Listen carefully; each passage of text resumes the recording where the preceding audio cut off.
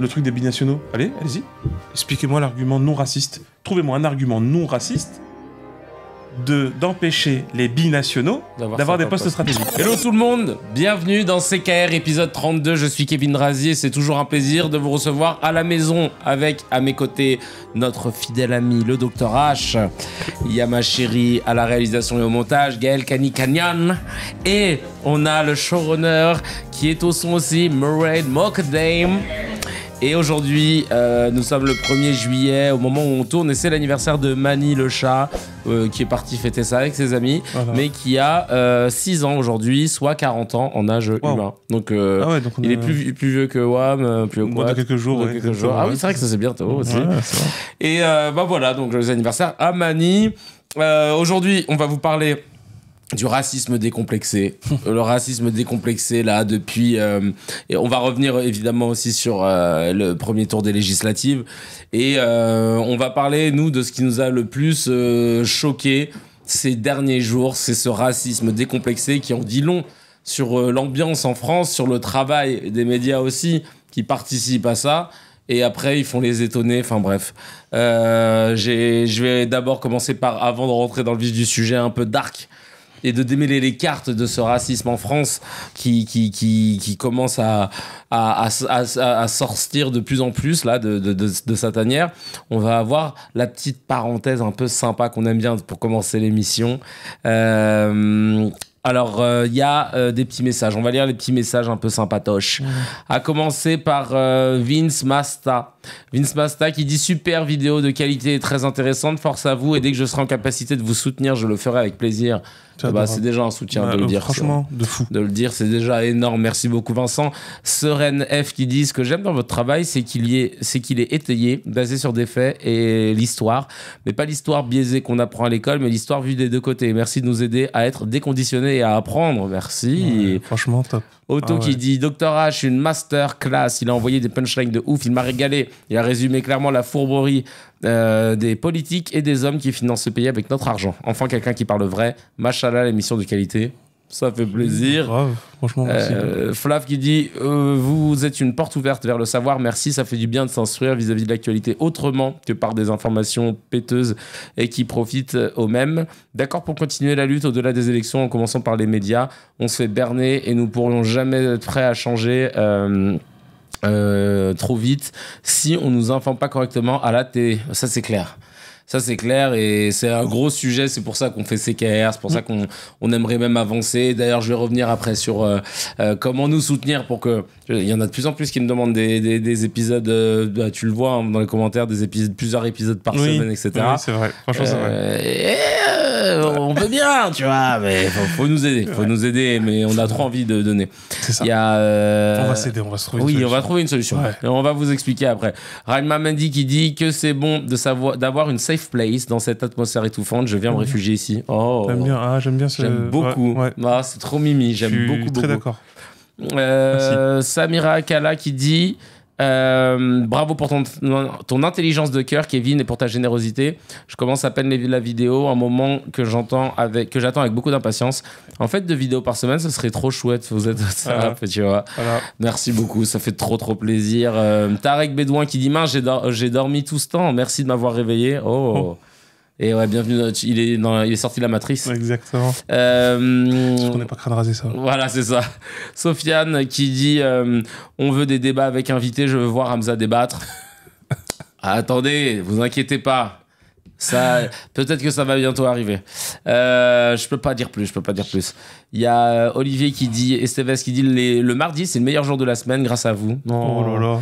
Tout simplement, merci de rendre foi en l'humanité et j'aimerais que tout le monde en fasse de même. Cessez de voir le bout de son nez et ou de son compte en banque.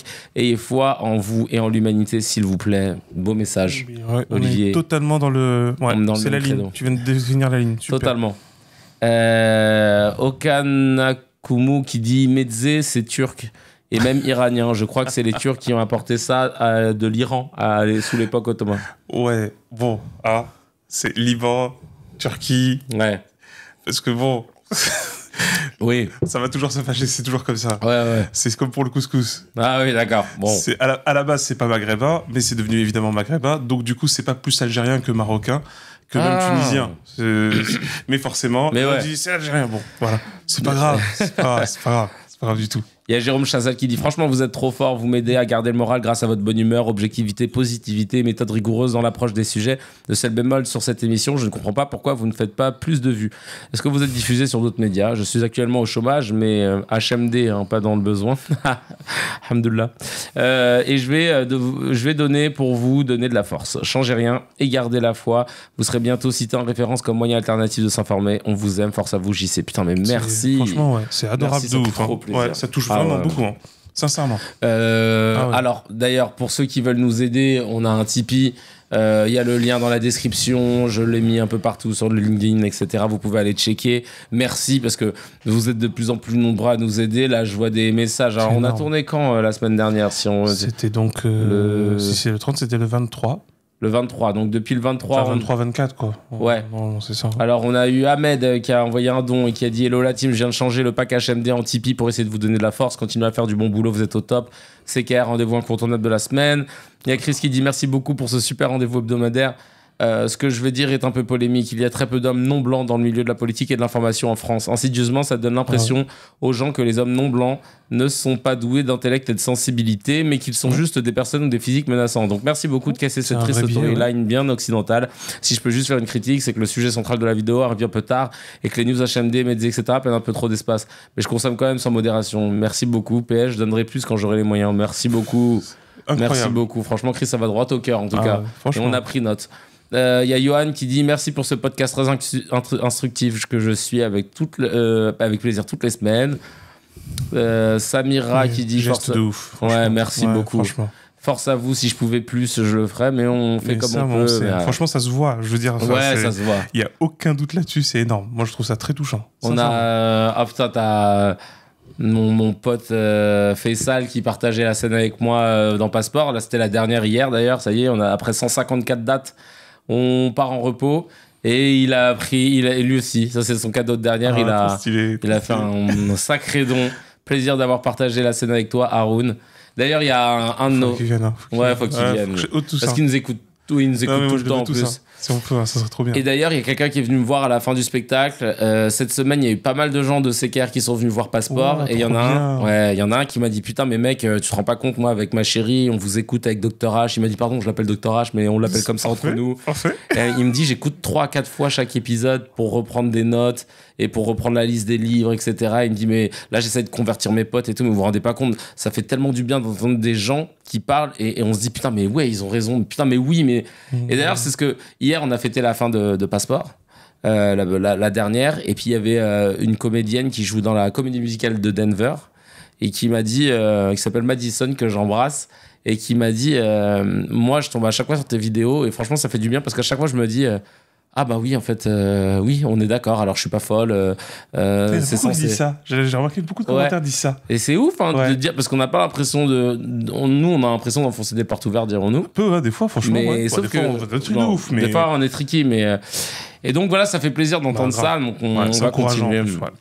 Il y a Sherifa qui dit merci, qui participe sur le Tipeee, qui dit merci d'exister, c'était dur de me lever ce matin, mais vos podcasts me donnent la force et le courage de lutter. Alors là, on est ensemble, on lâche pas. Nourdine qui dit merci pour ce que vous faites, c'est toujours un plaisir de vous écouter. J'ai pris des places pour la représentation du 30 juin, une date historique. Il n'y a pas que le public qui a lâché sa larme. Oui, c'est vrai que j'ai pleuré moi aussi sur ça, de respect. Ah bah tu vois, ils étaient là et comment. Ouais, franchement. Il y a Florian aussi, merci, qui a participé, et Rachida qui dit ce n'est pas grand chose, 5 € par mois, on a besoin de vous, de votre ouverture, de votre culture pour nous aider à aiguiser notre pensée tellement limitée par les médias mainstream. Encore merci, que Dieu vous le rende au centuple. Merci beaucoup. Et je finis avec Myriam qui dit j'espère que le podcast va percer, si ça continue je vais virer mes télés et vous filer ma redevance au lieu de la filer à l'État. Ouais, franchement. Et tout ça pour entendre de la merde à longueur de journée, c'est pas plus mal pour mes gosses aussi, comme ça ils liront les recommandations littéraires du Dr H et Inch'Allah deviendront doctorants à leur tour. Inch'Allah, c'est tout ce qu'on te souhaite. Grave. C'est tout ce qu'on te souhaite. Il a compris le projet.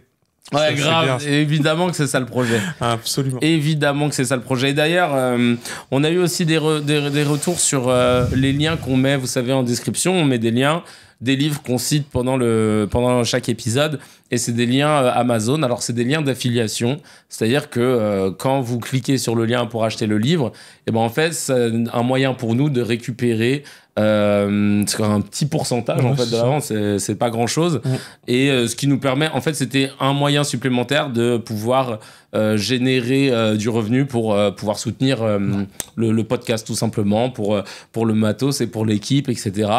Mais il y en a qui ont souligné ce truc-là une ou deux fois, donc on s'est dit qu'on allait en parler pour être totalement transparent. C'est vraiment juste pour ça, on essaye d'optimiser le plus de choses possible pour qu'on puisse essayer de pouvoir faire évoluer le podcast. Donc les vidéos YouTube sont monétisées, le podcast est monétisé sur les plateformes de stream, sur TikTok aussi. On essaie de grappiller un peu à gauche à droite pour essayer de dégager quelque chose qui puisse à terme pouvoir nous permettre d'en faire plus et de pouvoir rembourser tout ce qu'on a investi dans l'émission, etc. Donc voilà, en totale transparence, effectivement, ces liens, ce sont bien des liens d'affiliation, mais si ça vous gêne de cliquer sur ces liens, vous aimez pas trop Amazon, le délire d'affiliation et tout, rien ne vous empêche évidemment de prendre les références des livres et de les acheter ailleurs, à part. Il n'y a pas de souci. Nous, on fait ça parce que on trouvait que c'était un truc qui était assez naturel.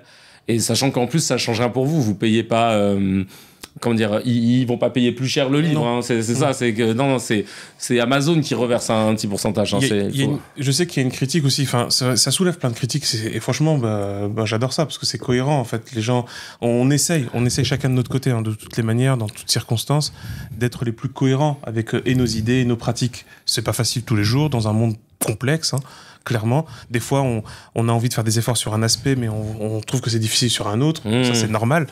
Évidemment, le modèle économique que propose Amazon est un modèle qu'on exècre, hein, qu'on soit clair là-dessus. Maintenant, de l'autre côté, justement, vous avez compris, hein, dans ce qu'a dit Kevin, c'est que l'idée pour nous, c'est de récupérer, justement, de récupérer des sous que souvent on leur lâche pour que notre activité continue. Mais en vérité, c'est toujours la même chose pour nous, hein. C'est pour ça qu'il a très bien dit, c'est que si on a plein de soutien direct, plus on a du soutien direct, c'est pour ça qu'on a fait le switching de YouTube à YouTube, parce qu'on vous l'a dit, YouTube il prenait 45% de ce que vous donniez, ça n'a pas de sens, parce que vous quand vous mettez 5 euros, c'est pour nous aider a priori et pas pour donner 2,50 € à Google et 2,50 €. Donc c'est pour ça qu'on vous fait switcher vers des plateformes qui sont françaises, plus pour le coup là avec Tipeee et plus transparentes et tout à fait, et avantageuses. Et pour Amazon idem. Après s'il y a d'autres façons de distribuer, mettez-nous des en commentaire, en tout cas n'hésitez pas. C'est vrai, parce que certains sont d'ailleurs un peu plus dans le domaine du ce qu'on appelle le crowdfunding, etc., le participatif, oui, on n'est pas tous spécialistes en tout. C'est clair. Donc on apprend avec vous. En fait, on construit l'émission avec vous. Complètement. S'il y a aussi des, si je sais pas, j'ai vu qu'il y en avait. Là, je vous avais envoyé le truc de Canard Réfractaire. D'ailleurs, je vous fais un petit coucou Canard Réfractaire parce que j'aime bien ce qu'ils font. Ils sont à Guingamp, eux. Ah ok, c'est cool. C'est du bon travail. Ouais, très bon travail. Je sais qu'ils ont aussi fait avec un truc Hello Asso, je crois. Ils ont fait une levée de fonds là-dessus. Ils ont un Tipeee. Ils font des virements sur PayPal. Enfin, les gens leur font des virements sur PayPal. Si vous voulez qu'on mette en place des choses comme ça aussi, on peut carrément le faire. En tout cas, n'hésitez pas. Tipeee, on trouvait ça cool parce que c'était quand même... parce que chacun peut mettre ce qu'il veut réellement. Il n'y a pas de truc imposé. Il peut mettre la récurrence qu'il souhaite aussi. C'est top. Soit du one-shot, soit tous les mois, soit... voilà, c'est ça. En fait. Et tu peux aller de 1 € jusqu'à... c'est bien pour tout le monde, 1 million. Donc voilà. C'est bien. Ouais, mais comme on a vu qu'il y avait très peu de milliardaires de gauche, mais quand même, si jamais... Mais il y a des joueurs de foot. Ouais.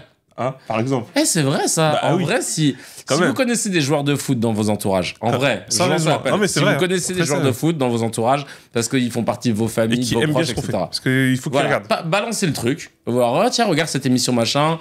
Quand tu es dans la voiture et que tu vas ou que tu es en route, tu prends le bus ou le car, pardon, ou l'avion et tout. Tiens, écoute, tu verras. Si jamais ça les fait kiffer et tout, nous, on kifferait avoir des mécènes qui viennent... tu vois, qui viennent pas d'une héritocratie, mais qui se sont fait à l'aide de leur talent, et puis qui en plus ont une sensibilité par rapport à notre travail. Ça aurait du sens pour nous, et franchement... Et pour eux. Et pour eux, et si le gars il te dit non, c'est bon, vous avez besoin de combien? Ok, c'est bon. Allez, je vous mets sur la table. Je vous jure qu'après, nous, s'il y a trop, on redispatche après. C'est la base. D'abord, on fait du quotidien. Ouais. On l'a dit. On fait la quotidienne. On est chaud, on finance la quotidienne. On voit combien ça coûte, machin. Ah ouais. Et puis s'il reste, après, on fait des cadeaux. On fait gagner des trucs tout le temps. Oprah Winfrey. Bien sûr. Tu sais, Oprah, elle fait des trucs du style. Je sais pas si tu te souviens, Mourad, de ça, où elle avait fait genre une collab avec une marque de voiture. Et dans son public, elle avait dit bon, à la fin de l'émission, regardez sous votre siège ou je sais pas quoi. Et genre, il y avait une enveloppe et dedans, il y avait. C'est pas, il y avait tout le monde. Tout le monde. Ils avaient tous eu une clé de voiture. Ah ouais. Ils avaient tous eu une voiture. Ah, c'est ouf. Bon, elle est milliardaire maintenant, donc on a compris. Ouais. Voilà. Mais je trouve ça stylé. Elle fait que des trucs comme ça. Mais même Hélène de Généresse, quand on était allé la voir, avec moi, on y était allé, on avait eu plein de cadeaux. Il y a un gars qui était venu faire la promo de son livre, tout le monde avait eu le livre. Elle avait donné un bon d'achat. Hein? C'était le mari d'Oprah. Ah. Et on avait eu un bon d'achat aussi, mais genre un gros, hein. $100 chez Target.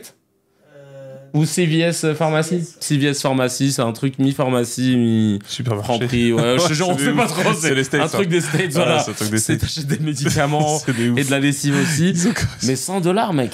Ah ouais. Et dans le public, on était plus de 300. Hein. Ah ouais. Non mais je trouve ça cool de redistribuer. Redistribuer, c'est une très bonne idée. Et après, il faut que c'est plus de sens encore. Par exemple, non, par exemple, si on peut financer des projets. Des écoles, des machins. Et des bourses pour les étudiants. Des bourses, pense à ça. Ouais. Quelqu'un qui dit putain, j'avais envie de faire des études de machin. Ça, c'est très cohérent avec ce qu'on fait. Et tu te dis, bah vas-y, ok, tu nous envoies le truc et tout, bah voilà, nous on aimerait que machin. Ça, c'est bah vas-y, si on a l'argent, on paye les études. On fait des trucs, c'est. Ouais. S'il y a quelqu'un qui veut monter un projet artistique, voilà, nous on aimerait monter. On est des fous, on va dans tous les trucs. On va dans tous les. On est des ouf. Non, mais moi, ça va toujours. Faut juste nous donner. Ouais. Si on a, en fait, si on a, qu'on arrive à manger et qu'on arrive à payer ce qu'on a à payer, la vérité c'est que ben oui, ça semble logique qu'on puisse vous le redonner, pas juste en faisant 1 million de vidéos, aussi en vous le redonnant réellement, en vous disant tiens comment je peux, et aussi un truc tout con. Après ça nous permettrait aussi de faire des trucs en live avec les gens, de ça, prendre. Trop envie. Ah ouais. C'est quoi mon kiff? Ce serait de prendre l'Olympia, lettre rouge là comme ça. C'est il y aurait écrit Dr H. Ah non mais laisse tomber. Ah, j'avoue. Et Mani le chat. Déjà des photos et tout. Ah ouais. Et on réunit tout le monde à l'Olympia, on fait un bête de avec des invités et tout. Ah, le kiff. Tout est possible parce qu'on a vu des podcasts le faire. Hein. Remplir des trianons, remplir des podcasts. Hein. Ouais, une nana qui fait un podcast sur les femmes enceintes. Ouais. Comment elle s'appelle? Bliss. Elle remplit, mais sold out. Elle est bien. Sold out en. Ouais. Elle a fait le Rex, l'Olympia. Sold out. Rex, c'est plus gros que l'Olympia. Ouais, bah oui, Rex, c'est. Olympia, c'est 2000 places. Rex, c'est 3000 et quelques. Ouais, moi j'ai fait l'avant-première de Kaamelott. Donc, Rex, Non, une dinguerie. Voilà, tout ça pour vous dire. Ah oui, alors aussi, et après on va attaquer la petite news HMD. Il y a un de nos abonnés qui a envoyé un truc très drôle par rapport à l'épisode d'avant. On disait que, tu sais. Je sais plus, en fait il me dit j'ai écouté votre épisode et en bossant mes petits gribouillis parce qu'il fait des dessins et il dit la petite ref il était une fois, ouais il est très bon, il a mis la petite ref il était une fois la vie, il m'a tellement fait exploser de rire que j'ai eu besoin de sortir une idée de ma tête et de vite la dessiner, et du coup il a dessiné, je crois qu'on avait dit quoi, que Zemmour il ressemblait à un virus dans Il était une fois la vie. Et, on va vous mettre la photo là de qui nous a envoyé, c'était trop drôle. C'est vraiment vachement bien fait. Hein. Première fois que j'essaie de dessiner Zemmour, et sûrement la dernière vu la nausée que ça m'a filé. C'est vrai que c'est plutôt un virus fécal, mais. Ouais, c'est clair. Mais franchement, force à toi. Envoie-nous le lien de ce que tu fais et tout. On mettra dans la description parce que c'est bête. Là, j'ai pas pris le nom. Trop bien. Mais parce que je crois pas que c'est que des petits gribouillis quand même. Ah non, c'est pas que des petits gribouillis. Non, franchement, on va te faire de la pub. Ouais, hyper classe. Allez, petite news HMD, la petite news Hamdoulillah. La petite news qui fait plaisir avant d'attaquer les bails un peu plus sombres. Là, c'est Abdallah Laman, qui est originaire des Yvelines et qui devient le premier Français, accrochez-vous, admis au programme doctoral entre Harvard et le MIT depuis 2016. Putain. Ah, c'est un programme qui existe depuis 2016, c'est ça? Ouais. C'est ça. C'est lui depuis 2016. Non, c'est ça. Lui, c'est récent. Et c'est le programme qui date de 2016. Ouais, il me semble. Étudiant brillant. Ouais, mais la collab des monstres. C'est des goats. Bah, oui, non, vraiment. C'est collab, t'as peur, quoi. Non, mais là, c'est la Ligue des Champions, mais puissance 10 000 en universitaire, vraiment. Et étudiant brillant, il va poursuivre sa thèse en ingénierie biomédicale dont le but est d'améliorer la détection de cancer grâce à l'IA. Wow. Bah, bravo Abdallah Laman, pardon. Et, bravo, vraiment. On est fiers de toi. Big respect. En plus, les Yvelines. Ouais. C'est à côté, toi, t'es dans les Yvelines en plus. Voilà. Représente. Non, non, Les hyper classe. Yvelines, Mourad aussi, les Yvelines, hein, ça représente. Ah ouais, non, mais Voilà. trop bien. Bah, bravo, Trop bravo, bien. c'est vraiment fierté. C'est énorme. C'est énorme. Et puis, il va nous apporter des choses. Ouais, c'est Ouais, il y a comme on le dit, la projet. science, c'est ça. Hein. Bah, c'est ça. Donnons Ouais. les moyens à ceux qui font de la science. Exactement. Allez, on passe au mezzé. On va picorer quelques petites news avant d'attaquer les gros sujets. On aime bien prendre le temps sur les petites news. C'est vrai que parfois on prend un peu trop de temps sur les petits mezzés et tout, mais parce que parfois on a du mal à se retenir. Et ouais. On va pas se mentir. Alors là, c'est incroyable. En meeting dans un village du sud-ouest pour soutenir un candidat Renaissance aux législatives, le ministre de l'économie Bruno Le Maire a déclaré « Nous sommes le pays de la mini-jupe, pas celui de la burqa ». Voilà. Alors déjà, comme le rappelle Mourad, la burqa est interdite de toute façon Pareil, hein. en France. Donc on le savait. Dans l'espace public, on n'a pas le droit de se masquer le visage. Mais ce qu'il n'a pas compris, c'est qu'on est surtout dans le pays de la liberté des femmes, notamment. Pareil. Et donc, Aussi.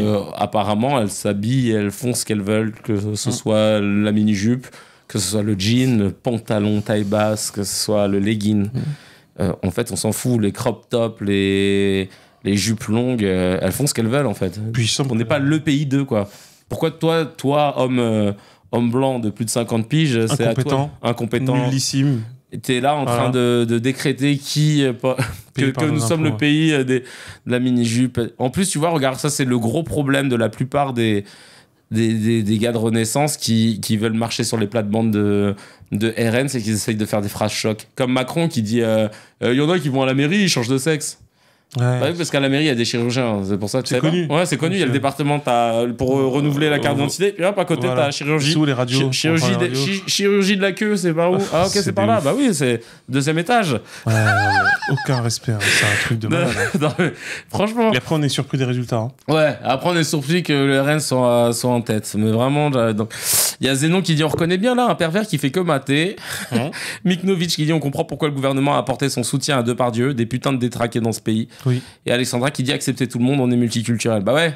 Et je vous rappelle pour ceux qui étaient tombés sur cet épisode et pour ceux qui donc du coup qui ne l'avaient pas entendu, quand je parlais de la naturalisation de ma cousine et qu'on lui avait demandé parmi les questions lors de l'interrogatoire, est-ce que vous trouvez ça normal qu'une femme porte un voile dans l'espace public? Elle a dit bah oui, elle fait ce qu'elle veut. Et la personne en face lui avait répondu bah non, mais c'est pas ça la laïcité, ça devrait si. vous choquer et tout. Mais, Bah, si. mais une conne, la personne qui était en Si, face. si. Waouh. Et tous ceux qui pensent ça, évidemment. Et tous sont ceux dans qui le même pensent panier, ça. parce que Ouais. c'est trop débile. Non mais là tu te rends compte que c'était Mais c'est connu, ça. pour, c'est pour la naturalisation quoi, tu vois. C'est de l'inculture instituée. Voilà, c'est en Bah fait. oui, parce que même Boudéa Castera, elle a pas compris. Mais tout le monde, en fait. Même quand il parle de. Tu sais, c'est les petites remarques bien piquantes là, de la burqa. Bon, déjà, la burqa n'est jamais pratiquée en France, même avant qu'elle soit interdite. Parce que c'est une pratique, en fait, afghane, mais reculée, hein, qui se trouve dans des espaces reculés talibans. Mais ça ne s'est jamais pratiqué en France. Il y a eu l'apparition du voile intégral, sauf qu'il faut appeler un chat, hein, parce que Bruno Le Maire a beaucoup de mal à faire. Donc en gros, bah, le voile intégral, c'est une chose, la burqa, c'en est une autre. Parce qu'en plus, c'est une... tu sais, Ah, c'est deux choses bien différentes. Ah bah ouais, en fait, ça ressemble à la même chose. Ouais. Mais bon, ça, c'est le principe des bilos qui comprennent, qui savent pas faire la distinction entre les éléments. C'est que déjà, en fait, la burqa est un mode de vêtement qui est tribal, archi ancien. Quand je dis archi ancien, c'est que même certains anthropologues pensent que ça vient même avant, justement, la cible souvent de ce genre de petite attaque, c'est-à-dire l'islam.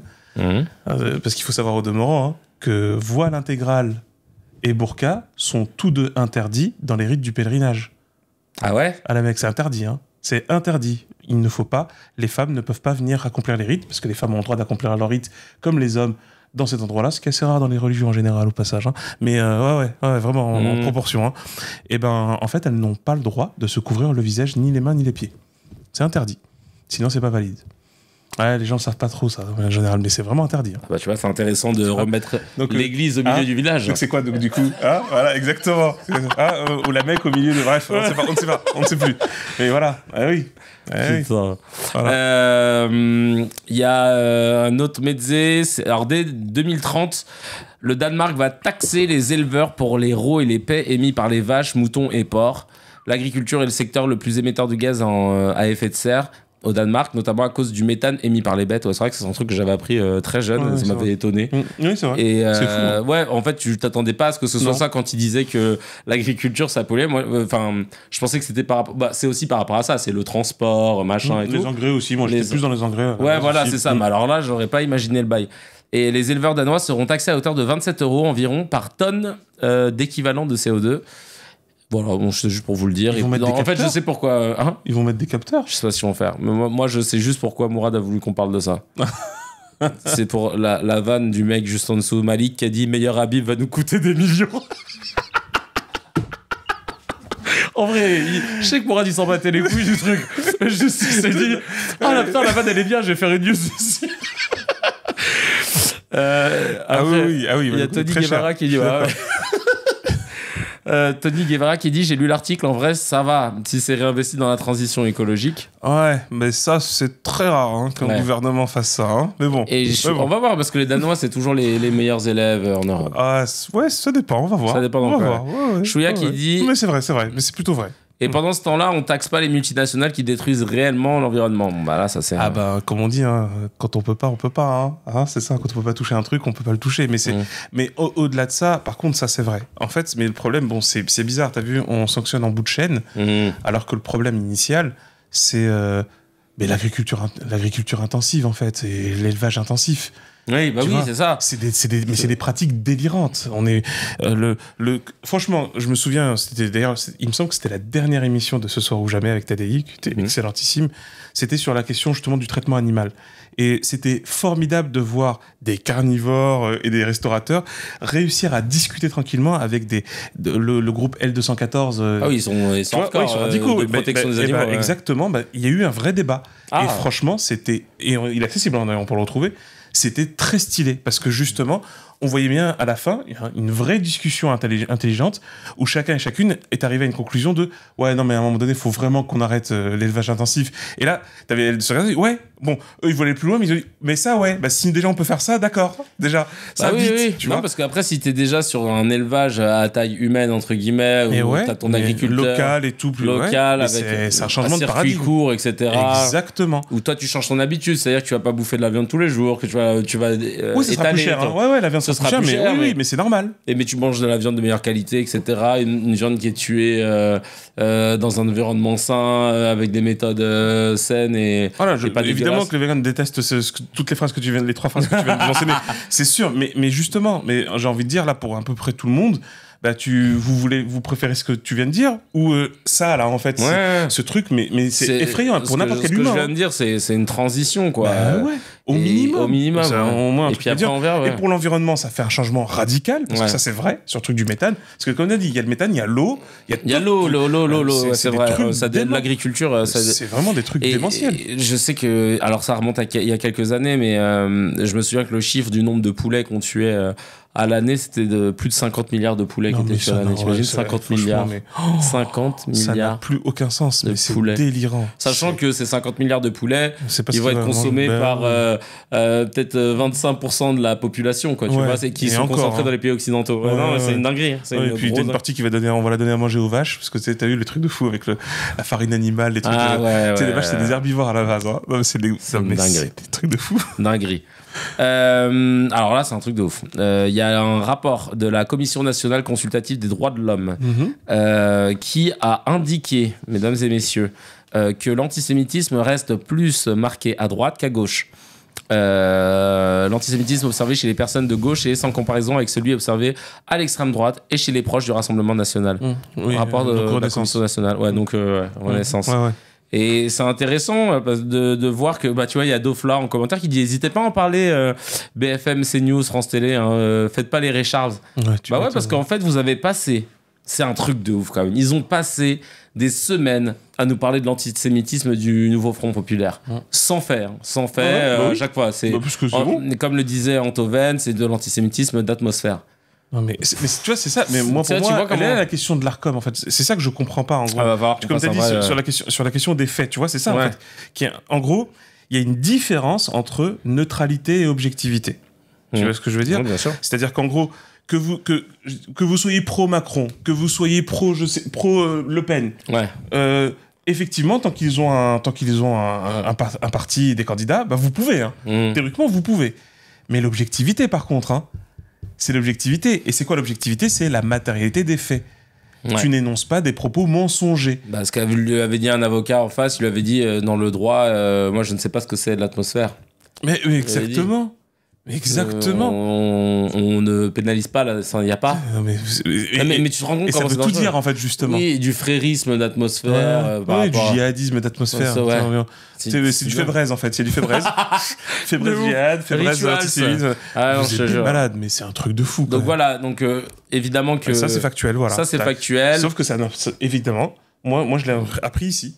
Ouais. Voilà, ce n'est pas dans les médias que tu Ce n'est pas dans les médias. Ni même dans les journaux, parce que là, on parle même des journaux. Et là, ça, c'est problématique. C'est pourquoi dans les médias. C'est une faute. Hein.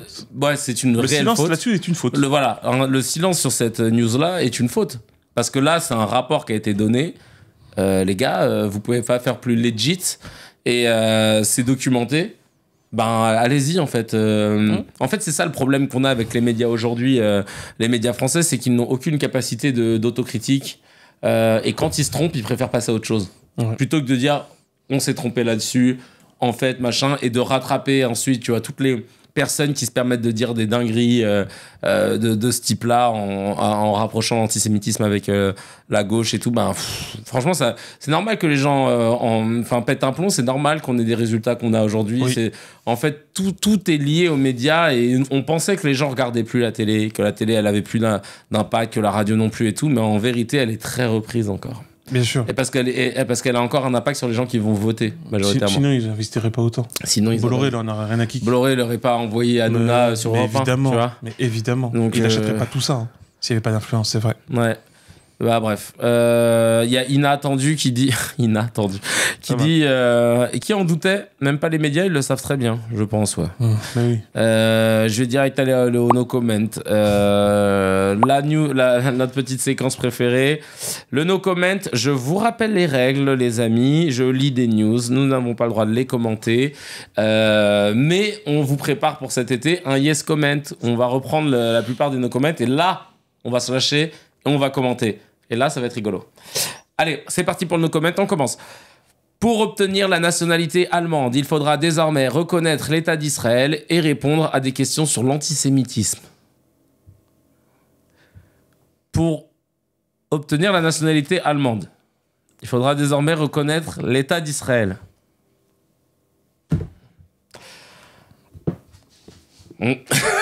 Pendant toute la durée des JO, les sorties des patients hospitalisés en psychiatrie seront restreintes autant que possible, même en cas d'avis contraire des médecins.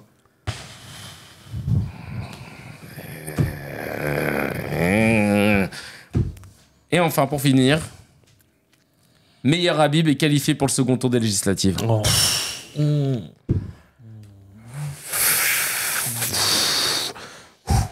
Allez, le thème du jour, le racisme décomplexé. On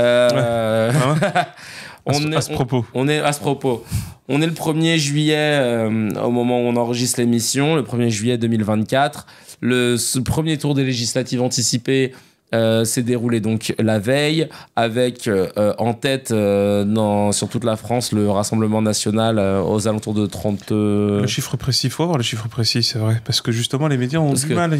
Ils prennent beaucoup de temps. T'as raison, parce qu'en plus, ça change beaucoup, en fait. Ouais, ben, ils prennent vraiment beaucoup trop de temps à donner le chiffre plus resserré. On va trouver le chiffre pondéré. Et en fait... je sais pas si Mourad peut nous le... Mourad, aussi, il est sur le sortir, là, ouais. Parce que on avait... C'était pas encore resserré celui qu'on avait là, donc s'il peut nous... Ouais, bah, écoute, il va regarder. Il y avait qu'un point de différence finalement. Non, mais il avait diminué. En gros, c'était parti à 34 hier soir. Pour 28 ou 29 pour le nouveau Front Populaire, c'est ça ? Voilà, c'est ça. Et là maintenant, je crois que c'est 30. C'est 31 et c'est 30. C'est 31. C'est 30 pour. C'est pas pour les partis, pas pour l'ensemble. C'est genre pour LFI et RN, je crois, non ? Je sais que pour RFI et RN, il n'y avait pas grand-chose. Ah, attends, Mourad est en train d'écrire. Ça y est. Le plus... Alors... Ouais, voilà, c'est ça. C'est pas RN, la même chose. Hein. Ah oui, RN, 29,25%. C'est pas 34 d'hier, quand même. Nouveau Front Populaire, 27,99%. Voilà. Donc il y a un point et des brouettes. Bah ouais, un point 30. Ensemble, 20,04. Ensemble, c'est Macron. Ensemble, c'est Macron. Ouais, c'est toujours un mot qui veut rien dire, hein, c'est la base. Mais il va faire combien de noms différents, lui? Il est casse-couille. Ensemble, Renaissance, En Marche, LRM. Jusqu'à ce qu'à la fin, il dise tout le monde, personne. Je te jure. Laisse tomber. Ah ouais, ils sont nuls. Ils sont très nuls. Ils n'en ont plus rien à foutre, en fait. Ah ouais, vraiment, je te jure. On est vraiment dans ce délire. Les gens, je te jure, les gens. T'es la France. Il va faire la France. Mais bientôt, le parti, il va appeler ça. Le parti en tête. Le parti. Le parti. LR, ils sont à 6. RN, LR. Ouais, donc c'est LR dissident, quoi. Les dissidents. Non, c'est LR dissident, entre guillemets. Donc c'est Ciotti, 3,90. Reconquête 0,75, ça c'est kiffant. Ouais, c'est bien. Donc Zemmour ne sera pas. Donc déjà cher, à la base, cher. Principe de base. Et Zemmour ne sera pas remboursé de voilà. son shit. Après d'être fait dépouiller. Parce qu'il faut passer par les 5%. Une bonne française de souche, c'est bien. Il faut passer les 5% pour voir ta campagne remboursée. Ouais, tous les frais de campagne. Ouais, tous les frais de campagne. C'est pour ça que je suis pas parti. Mais Zarma, c'est juste pour ça, parce que là c'était chaud, on avait peur.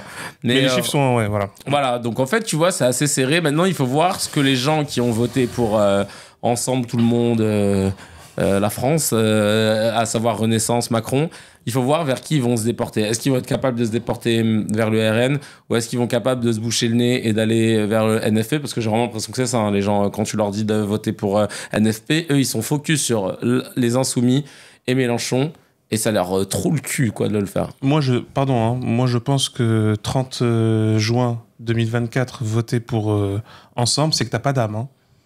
C'est que t'es dépourvu d'âme et d'humanité, hein.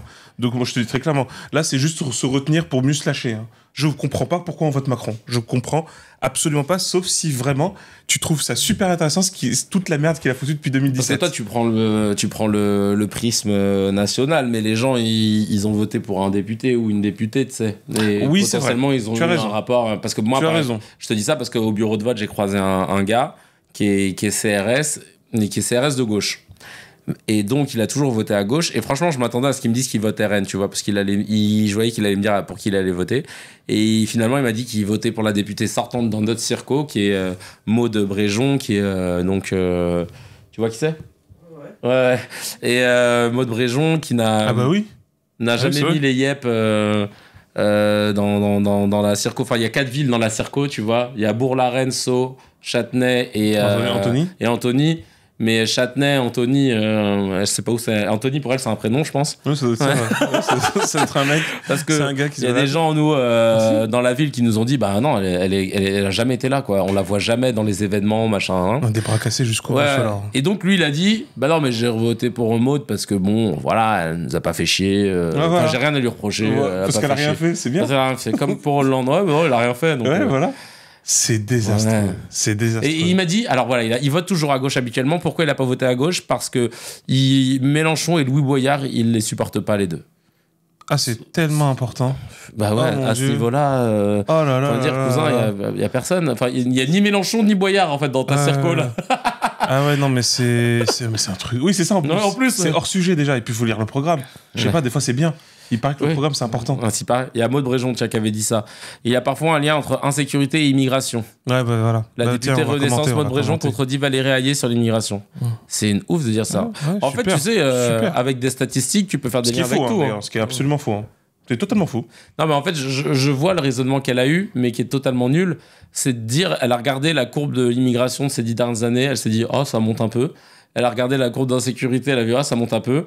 Alors, CQFD, quand l'immigration monte, l'insécurité aussi. Sauf que tu pourrais faire ça avec la courbe des gens qui portent des vestes Adidas. Oui, ou c'est comme la consommation de glace. La consommation de glace, Ben & Jerry's, et l'insécurité. Ah, tiens. Cookie Douce, c'est le niveau. Ça augmente, plus il y a des, viols, c'est chelou. On va l'interdire. Quoi, les viols? Non, Cookie Douce. Je te jure. Non, mais vraiment, c'est le niveau mais même pas. Elle a pris des chiffres. Elle aurait pu prendre n'importe quoi. Elle aurait trouvé un lien avec l'immigration. Je te jure, mais c'est. Ah ouais, elle fout le seum. Et après, on est surpris. Non, mais c'est un truc de malade. C'est un truc de malade.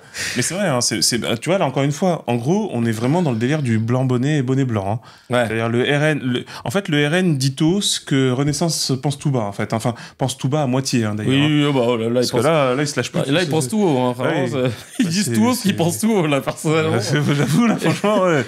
C'est les mecs qui deviennent frontaux, en fait. Ils te racontent tout ce qui vient traverser leur esprit. Et c'est justement tout le thème qu'on va aborder, parce qu'il y a eu ce truc de je dis tout haut ce que je pense tout haut. Ça a vraiment été, je pense, ce qui a bercé l'actualité française ces derniers jours. On va vous faire une petite liste non exhaustive de tous les actes racistes qui ont eu lieu depuis le début de cette campagne pour le premier tour des législatives. Je pense par exemple à déjà une lycéenne qui a dit à sa professeure Amina, qui est franco-marocaine, « T'es pas française, rentre chez toi !» Dans le plus grand des calmes, c'est dans un lycée en Seine-et-Marne. Elle enseigne dans le lycée depuis 24 ans. Ouais. Il y a Maïté Pouget qui est candidate du RN et qui a dit et qui répond à une remarque du journaliste qui dit quand on regarde le marché autour de nous, on peut pas dire qu'on soit envahi par l'immigration. Et elle a répondu non, mais à cette heure-là, ils dorment. Elle a cru que c'était des oiseaux, tu sais, genre la typologie. Ils mangent vers, ils s'accouplent en général entre août et novembre. Oh là là là là. Elle en a parlé comme si c'était National Geographic. Mais il se lâche, hein. Tranquille. Ouais. Non mais Darmanin a dénoncé la libération de la parole raciste. Oh, trop bien. Parce qu'on l'appelle Moussa, son deuxième prénom. Ah, ok, d'accord. C'était de la vanne, là, cousin. Va falloir que tu... Ah ouais, les gars, va falloir que t'acceptes. Mais en fait, je pense que ça le saoule. Il doit être dégoûté qu'on sache qu'il s'appelle Moussa. Après tous ces efforts de... Ouais, c'est ça. Il y a Roger Chudeau du RN qui estime que le fait que Najat Vallaud-Belkacem, qui a la double nationalité franco-marocaine, ait été ministre, n'était pas une bonne chose pour la République. Ah non, c'est bien, en fait, ils sont vraiment racistes. Premier degré, tranquille. Sachant que franchement, elle, je sais même pas ce qu'elle avait fait quand elle était passée, tu vois. Elle a interdit le redoublement, si tu veux retenir une mesure phare. C'est elle. Mais il n'y a quasiment jamais de bonnes idées qui viennent des ministres de l'Éducation. Oui, c'est très rare. Il y a Vincent Payon qui était peut-être un bon ministre. Ouais. Bayrou n'était pas un mauvais ministre de l'Éducation. Ouais, il était à un moment, donc c'était pas si dégueu que ça. Mais bon, c'est vraiment très rare. Généralement, il faut être enseignant déjà, machin, etc. Et il n'était pas bien, Pape Ndiaye ? Non, du tout. C'est simple, en fait, c'est dans le meilleur des cas, il a rien fait. Ok. Voilà, c'est dans le meilleur des cas. C'était ses meilleurs stats. C'est exactement ça. C'est quand il était sur le banc. C'est quand il était sur le banc, tu vois. Quand il était sur le banc, c'était le meilleur moment là. Tu vois les temps forts, il est comme as. Putain, on s'en souvient, c'était le 15 mars, il a assuré quand il a rien fait. Jusqu'au bout. Il y a Anis, un jeune garçon de 14 ans d'origine algérienne qui a été tabassé et insulté par trois jeunes hommes à Sotteville-les-Rouen. On l'a traité de gratteur d'alloc. C'est scandaleux. C'est chaud, quoi. Les Bougnoules dehors. Un couple en détresse dans les Hauts-de-France a appelé les secours, mais en voyant arriver un homme d'origine maghrébine parmi les pompiers, ils ont refusé l'accès à leur domicile. Et plutôt laisser la maison brûler que... C'est impressionnant d'être con à ce point-là. C'est très... même si je l'étudie dans les bouquins, j'ai toujours du mal à m'y faire. Ouais. Une boulangerie a été incendiée à Avignon et pratiquement totalement détruite. L'apprenti de cette boulangerie est d'origine malienne. Des inscriptions racistes ont été découvertes, y compris le mot nègre. Les policiers ont relevé 7 départs de feu différents. Waouh, c'est chaud. J'en ai marre des Bougnoules et des Renois. Moi, je vote RN. Je vais te tuer, te massacrer. Je vais vous éradiquer. A lancé un automobiliste avant de délibérément percuter un chauffeur de bus au niveau des jambes dans le 94 et de s'enfuir. Et ensuite, un important dispositif policier a été déployé à Paris, incluant la brigade cynophile et du laboratoire central. La brigade cynophile, c'est ceux qui analysent les films. Et du laboratoire central. Depuis tout à l'heure, je voulais faire la panne. Je l'ai pas vu venir, mais quand elle est arrivée, je l'ai senti. Ouais. Et en fait, ils ont fait venir toute une équipe parce que y a un homme qui a dit que... il y a un témoin qui a signalé un homme dont le coffre était rempli de bidons et qu'il avait crié « Allahu Akbar ». La police scientifique... Tu déclenches tout. Ouais, tu déclenches tout. Allahu Akbar, là, tu déclenches tout le dispositif. C'est comme à la caverne d'Ali Baba, là. Je sais plus c'était quoi la phrase. Non, il n'y a pas de phrase pour ouvrir. Si, c'est Sésame. Ah, Sésame, ouvre-toi. Voilà, c'est ça. La police... la brigade cynophile, c'est qui dresse des chiens, oui, je précise. La police scientifique a ouvert le coffre de la voiture en présence de son propriétaire et ils ont découvert des jerrycans avec des inscriptions en arabe. Donc là, déjà, ils ont sorti leurs flingues et tout. Hélicoptère de combat. Et en fait, ces bidons, c'était des bidons d'huile d'olive. Ah bah mince. Ouais. Parce qu'il y a une très bonne huile d'olive de Provence, c'est vrai. Mais il reste que quand même celle du Maghreb. C'est ça. quand même. Et, d'un le certain témoin est niveau. finalement revenu sur ses déclarations en expliquant qu'il avait plutôt entendu quelqu'un crier à la Wakbar un autre jour. Un autre jour, dans un film, gouré. dans un truc très lointain. Mais c'est un truc de fou quand même. Hein. Et tout ça, précise Mourad, tout ce que je vous ai lu là, c'était en une semaine. C'était en une semaine et c'est marrant parce que on va croire que je fais une obsession à chaque fois quand je fais des... Parce qu'on dit que comparaison n'est pas raison. Mais on a vu mais on a que besoin de ce qui a fait les choux gras de la presse au tout début, ça a été, tu sais, le viol de cette jeune fille de 12 ans, le viol qu'ils ont caractérisé d'antisémite. Ouais. Parce que ça avait été fait par 3 jeunes qui lui avaient proféré des insultes antisémites. Et ça a fait le tour des médias. C'est grave, hein, évidemment. Évidemment, c'est monstrueux. C'est monstrueux, ça a fait le tour des médias. C'est très effrayant. C'est effrayant parce que tu dis comment on peut en arriver là, etc. Et ça s'est effacé des médias en un claquement de doigts quand ils ont découvert que les 2 jeunes qui ont été inculpés s'appelaient Flavio et Jordan. Ouais, surtout Jordan. Et là, ça rentrait pas dans le narratif. Parce qu'ils étaient tous déjà en train de souligner l'antisémitisme, parce que la gauche, les islamistes, Gaza, machin. Ils commençaient Pascal Pro et toute l'équipe, ils commençaient à tisser leurs liens et tout. Quand ils ont entendu Jordan et Flavio, ils se sont dit, attends, Flavio, Flavio, c'est vers où? C'est Maroc ou c'est Italie? C'est les plaines normandes, comme dit l'autre là. Jordan, Jordanie peut-être, non? Ça vient de là? Non. Alors après, ils ont inventé un truc. En plus, oui. Ah ouais? Jordan, ça vient du Jourdain et tout. Ça vient de là-bas. Donc c'est drôle quand même. Ah oui, c'est drôle. Et après, ils ont fait un truc qui est très drôle. Ils ont dit, apparemment, le Flavio, qui a 13 ans, de mémoire, il s'est converti à l'islam à 11 ans. Ok. Dans la cour de récré, entre deux cours. Il s'est dit, je vais me convertir pour me radicaliser. Voilà. Wow, bref, ils ont voulu raccrocher les wagons, mais ça a pas pris. J'avoue, là, le buzz, il a pas pris. Parce que Jordan. Quand tu tires un peu trop sur la corde, il y a des limites, les amis. Frérot, je suis raciste, même moi, là. Je te crois plus. Moi, je te crois plus. Et donc, voilà, en gros, où on en est. Et ça, les médias ont bien pris le soin de pas trop en parler. C'est plutôt des news qui ont été reportées par des journaux, sur leur Twitter, etc. C'est pas forcément les trucs qui ont été discutés dans les médias traditionnels, parce que c'est pas vendeur, là, cette affaire. C'est pas vendeur. Et pourtant, c'est la réalité, et je pense qu'il y en a même encore plus. Mais on préfère parler de la montée de l'antisémitisme pour pouvoir créer tout un narratif. Et c'est marrant, hier, j'ai écouté tu vas me dire ce que t'en penses.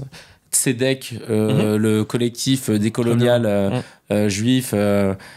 j'écoutais Simon... Oui, même religieux, c'est-à-dire qu'ils sont Simon Hassoun. Simon Hassoun, j'écoutais sur Blast, allez voir, il y a une superbe interview de lui. Il est excellent, Simon Hassoun. Et putain, mais en fait, il a dit un truc, le mec, il a dit les termes, il dit exactement ce que je pense par rapport à la lutte contre l'antisémitisme. Et en fait, il disait, moi, je reproche aux médias d'instrumentaliser l'antisémitisme,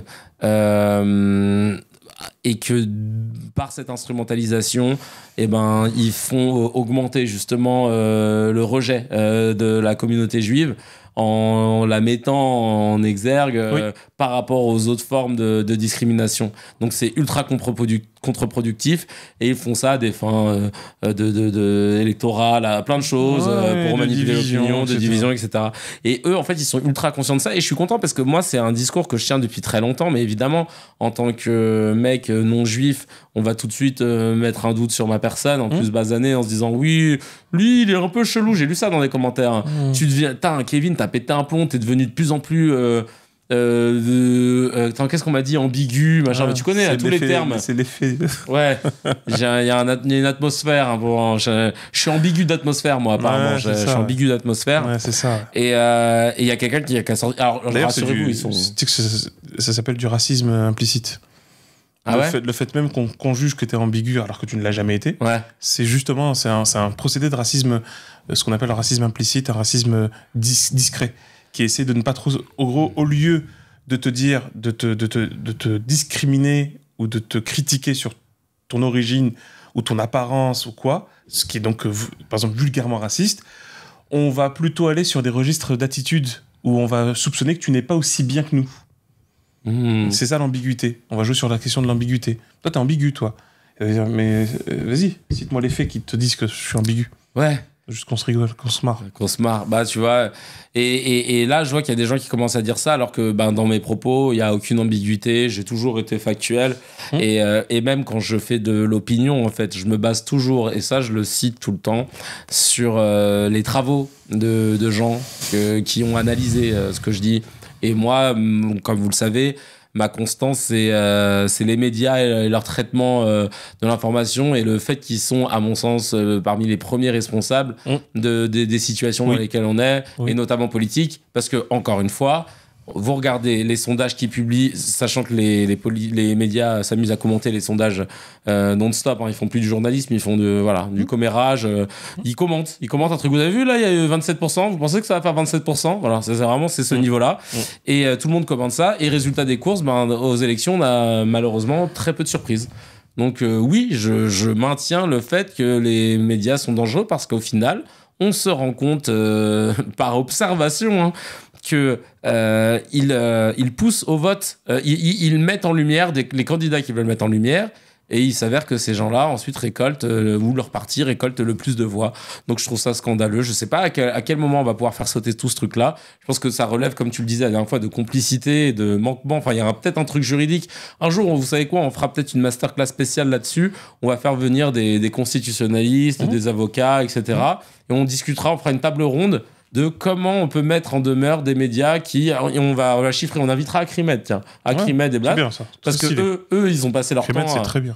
Ils ont passé leur temps à relever tout ça. On fera une putain de table ronde, et on va voir comment légalement on peut utiliser des outils juridiques qui nous permettront de mettre en demeure ces médias. Et moi, ce que je kifferais, c'est que tous les gens qui ont participé à ça soient suspendus le temps de l'audience. Ça, c'est le pire des trucs. C'est-à-dire qu'ils peuvent plus faire leur taf tant que l'audience n'est pas passée. Et là, si on arrive à ça, franchement, putain, alors là, ce serait moi, je peux mourir après. Là, c'est le petit cadeau que j'offre à la société. Vas-y, je vous ai épuré le truc. Et puis maintenant, faites mieux, comme dirait l'autre. Donc, raciste décomplexé, les médias ont leur rôle, évidemment. On en parle toutes les semaines dans CKR. Toi, je vois que tu avais pris quelque chose. C'est quoi ce que tu as pris là? Enfin, fais-nous le préambule. Ouais, non, en gros, je voulais présenter en fait un petit peu toute l'analyse qui a été faite par la psychologie sociale sur ce qui se passe maintenant. Parce que c'est vraiment, tout a été posé en fait par la psychologie sociale, et c'est stupéfiant, c'est très précieux, c'est très très précieux que chacun et chacune entende bien tout ça et ces arguments-là et ces développements, parce que ce sont des vraies études qui montrent également, encore une fois, justement que heureusement qu'il y a des sciences humaines et qui sont évidemment menacés par ce genre de gouvernement qui arrive, parce que c'est ça, hein, c'est ce qui va se passer de toute façon. Et ça nous permettra aussi de mettre un peu il faut mettre de la distance scientifique, de la distance intellectuelle sur les événements qui se produisent, malgré les émotions que ça peut susciter. Tu vois, c'est parce que c'est tout à fait normal de ressentir telle ou telle chose. Je sais qu'il y a des débiles profonds qui sont là, qui ont l'impression de se réjouir, qui disent oui, on est content, vous avez peur maintenant. Je fais attendez les gars, attendez doucement, parce que ne prenez pas notre gentillesse et politesse pour de la faiblesse. Hein. Oh oui. Vous n'allez pas trop vous enflammer trop dans l'histoire des nostalgiques du Troisième Reich là. Parce que les conflits ont changé depuis 40, hein, je vous le dis clairement. Mais bref, quand on voit la question des chiffres d'hier, pour faire un peu d'analyse sur les chiffres du premier tour. Effectivement, il y a une première donnée qui est quand même importante, c'est qu'il y a une hausse de la participation qui est carrément historique. Ouais, une dinguerie ça. Ouais, on est à 60% quasi. C'est ça. Je crois qu'on a même, il me semble qu'on a atteint les 70%. Hein. Il me semble, c'est ça. Hein. Ouais, on a atteint les 70%. Ah ouais. C'est énorme. Ouais, depuis 78. Combien de votants au total en France en vrai? C'est 49. Ouais, moi j'allais dire 40, donc c'est 49 millions. D'accord, énorme, 70% des 49 millions. Ouais, c'est ça. C'est bien. Ouais, oui, c'est énorme. Ah ouais. C'est énorme. Donc ça, c'est clair. Maintenant, malgré tout... On pensait que ça se déporterait vers... Voilà, la hausse de la participation a maintenu malgré tout une avance toute relative, comme on vient de voir avec les chiffres. Tu vois, c'est pas 34, comme on dit, c'est pas un différentiel de 34 versus 28. D'accord? C'est vraiment... donc c'est 29,5, c'est ça, hein, parce que je suis toujours fâché avec les chiffres, donc c'est pour ça, voilà. C'est 29,25 versus 28. pour le nouveau Front populaire. Donc, bon, j'ai envie de dire, première information super importante. Concrètement, 27,99 plus 20,04 plus 6,57, et on peut même rajouter 3,66, ne veulent pas du Front National. Ouais. Donc, ou du NFP aussi. Non, justement, parce que j'ai calculé même le NFP, tu vois. En gros, ce que je veux dire par là, c'est que... Ah oui, pardon. Tu vois, 48, en gros, 48 plus, vas-y, 6, 7, en grosso modo, ça fait 50, ouais, ça fait 52, 53. 52, 53, tu rajoutes divers droite, ça fait 56, 57. Quasiment 58% des votants, après, parce qu'ils mettent pas les blancs, ça c'est très embêtant, hein, les votes blancs et tout, ne veut pas du Front National, parce que c'est comme ça qu'il devrait s'appeler, et c'est comme ça qu'il s'appelle normalement. Donc ça reste quand même une donnée importante. Même si la progression du Front National est importante, est énorme. En fait, elle est même énorme. Tu l'as très bien dit, et je pense que c'est essentiel, et malheureusement, tu sais, le logiciel un peu administratif de l'Arcom pose problème sur ce sujet.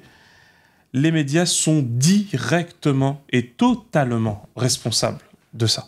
Et ils sont pas les seuls, mais ils le sont totalement. Ouais. Parce que c'est pas compliqué. On a d'abord, on a dédiabolisé à tort le Front National et ses idées.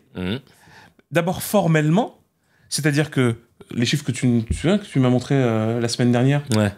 Bardella, c'est quoi votre problème? C'est quoi votre truc là? C'est quoi le projet? Ah oui, le nombre d'occurrences. Mais là, c'est trop, en fait. C'est-à-dire que, comme on dit, mais c'est de la triche. Ouais, Juste ça, c'est de la triche. Ouais, bien sûr. Sauf que là, on parle de triche pour un parti d'extrême droite. Ouais. Et donc, on pourra dire tout ce qu'on veut. Pareil, alors ça aussi, c'est super important.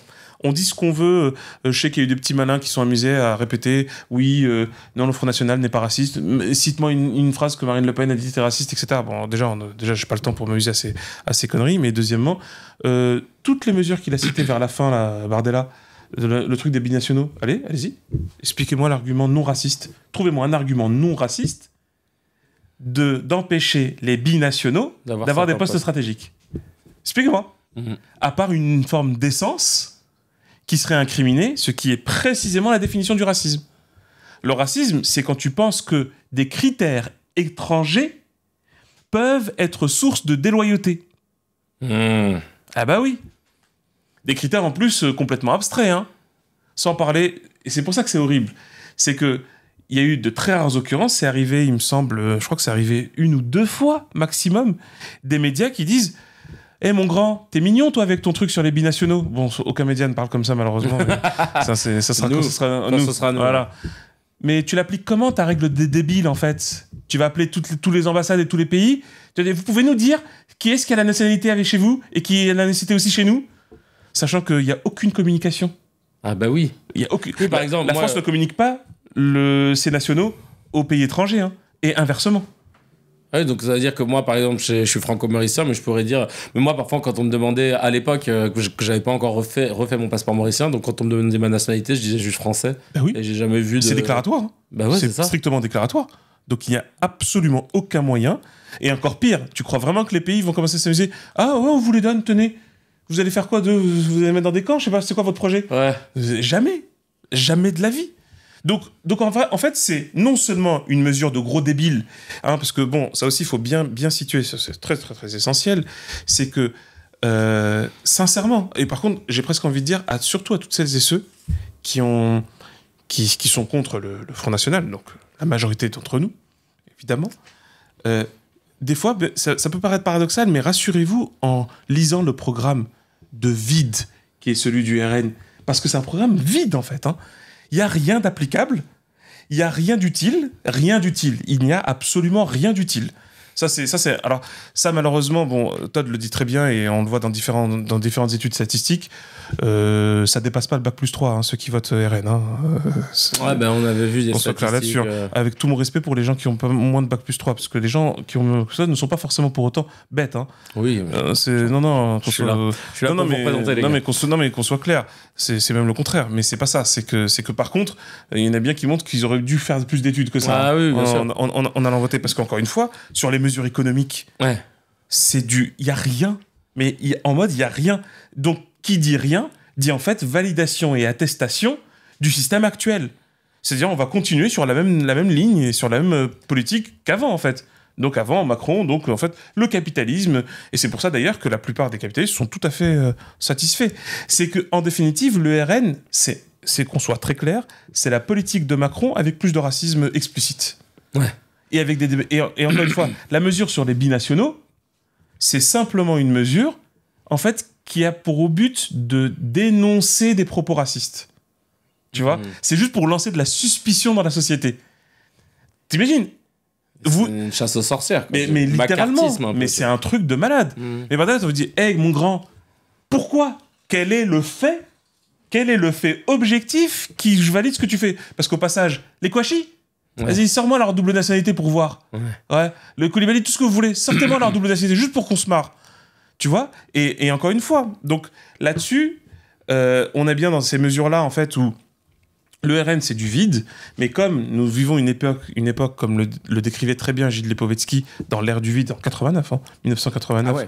Ah ouais. Qui donc, regarde, comme c'est l'ère du vide, c'est ce qu'on appelle le nihilisme qui s'amorce. C'est-à-dire qu'en fait, Todd maintenant est en train de parler de ça. En fait, il en parlait pas beaucoup avant. Lui, des fois, il dit qu'il en a parlé, mais pas tant que ça, en fait. Il en a un peu parlé. Mais là, il en parle beaucoup plus, et c'est une bonne chose. Mais il y a très peu d'auteurs qui en parlent. Parce que c'est un sujet embarrassant, en fait, ce sujet-là. Si tu veux, comme je l'évoquais, quel que soit le point de vue dans lequel on se place d'un point de vue historien, sur le plan historien, on remarque que très tôt, à l'aube de l'humanité, même quand on était nomade, donc vraiment très longtemps, je parle en moins 20 000, moins 15 000, hein, d'accord? Donc, tu vois, c'est ce qu'on appelle l'époque des chasseurs-cueilleurs. On remarque qu'assez tôt, en fait, on a des procédés de culte et de croyance. T'as deux perspectives pour faire simple. T'as la perspective très matérialiste qui va te dire on a inventé ça pour répondre à un besoin. Ok? En gros, il n'y a pas de magie, il n'y a pas de dieu, il n'y a pas de machin. On a inventé ça juste parce qu'on en avait besoin, on était angoissé par la mort, etc., par notre vie limitée, donc on l'a inventé. Bon. C'est une perspective qui reste un peu dominante chez pas mal de chercheurs occidentaux, grosso modo. Et t'as une autre perspective qui est plus philosophique, évidemment, qui te dit non, c'est qu'il y a quelque chose de profond, c'est que l'humanité n'est pas l'humanité ne peut être limitée à sa seule matérialité, qu'elle a une dimension qui la dépasse. Ça, en fait, évidemment, les religieux et les croyants pensent tout ça, mais attention, t'as des gros scientifiques qui le défendent et qui le pensent aussi, et qui pensent même qu'en étant allés au fin fond de la matière, on a découvert que, ouais, non, les gars, on n'est pas que de la matière, en fait. C'est pas possible. C'est parce que la matière elle-même n'est pas aussi concrète qu'on le croit. Tu sais, la physique quantique et tout. Et sans excès, hein. Il suffit de lire Schrödinger, hein, qu'est-ce que l'esprit, la matière, qu'est-ce que la vie, etc. Mais j'ai envie de te dire, regarde. Donc, tu vois, en gros, soit la religion est une invention par nécessité, soit elle est une nécessité qui s'est imposée à nous. Ouais. Dans tous les cas, tu remarqueras, le point commun, nécessité. Ouais. Tu vois? Donc, quelle que soit la perspective, qu'est-ce qui adviendrait? Ça aurait été une question d'historien ancien. Qu'est-ce qui adviendrait si d'un coup, on fait sauter la nécessité? Enfin, justement, plutôt la religion, c'est-à-dire la réponse. Okay, tu vois, ouais, mais justement, certains ont pensé ça. Certains ont dit, on verra que finalement, on n'en a plus tellement besoin si on le fait sauter. Il semblerait que c'eût été la promesse de la modernité technologique scientifique occidentale. C'est-à-dire, on arrive à tout expliquer par la science. C'est faux. Hein. En fait, tout pour moi, tout est explicable. Mais qu'on explique tout, non. Il y a un petit gap quand même, un petit très grand gap. Ouais, bien sûr. Donc pour moi, oui, moi je suis tout à fait d'accord que tout est explicable, j'en suis certain. Mais qu'on explique tout, il faut se calmer, il faut se détendre un petit peu. Mais l'ennui, c'est ça, c'est qu'il y a eu un peu cette hubris, cet orgueil de pas mal de scientifiques, pas si puissants que ça et pas si brillants que ça. Hein. Ouais, parce que, bref, c'est le bascule des années 50-60. Qui ont dit non, c'est bon, on explique tout, ça va, arrêtez de chercher des explications métaphysiques, spirituelles, machin, etc. Bon, des gens sont restés accrochés à la spiritualité, sauf qu'on a vu comment elle se répartit dans le monde. C'est-à-dire, effectivement, les mondes où il y a eu le moins d'impact technologique et le moins de développement scientifique sont des mondes où on reste encore accroché à tout ça, à ses croyances, à ses rites, etc. Et de l'autre côté, évidemment, inversement, les sociétés où on est allé plus en avant de la technologie et du progrès scientifique, somme toute relatif, qui est très lié avec la question économique également, donc des États-Unis même si on mettra un bémol là-dessus, mais on va voir, ça a mis du temps. Hein. Et jusqu'au Japon, en passant par la Chine également, on a constaté que tout ce monde, on va dire, très développé économiquement, s'est débarrassé de l'élément religieux. Il y avait un remplaçant provisoire, enfin, ça n'avait pas l'air provisoire au début, c'était les nouvelles idéologies dites matérialistes. Le capitalisme, ou le néolibéralisme, et le communisme, ou le socialisme bolchevique éventuellement. Ce qu'on appelle les grandes idées. Bon, les grandes idées, ce sont soit elles ont triomphé on va dire par un effet de domination, comme le capitalisme en fait, mais le capitalisme, pour moi, n'est pas une idéologie en fait. Hein. Le capitalisme, c'est un mode opératoire. Ok. Tu vois, c'est un principe de tu consacres le capital au lieu de consacrer le travail et le social. Donc c'est juste une vision en fait comment dire, de hiérarchie. D'accord. Mais c'est pas, il y a pas un but. Il y a pas un but, ok. Enfin, c'est s'enrichir. Oui, voilà, ouais. Donc c'est pas un but en fait. Tu vois, parce que c'est comme dire la même phrase, c'est manger en fait. Tu vois, c'est comme dire je veux manger plus.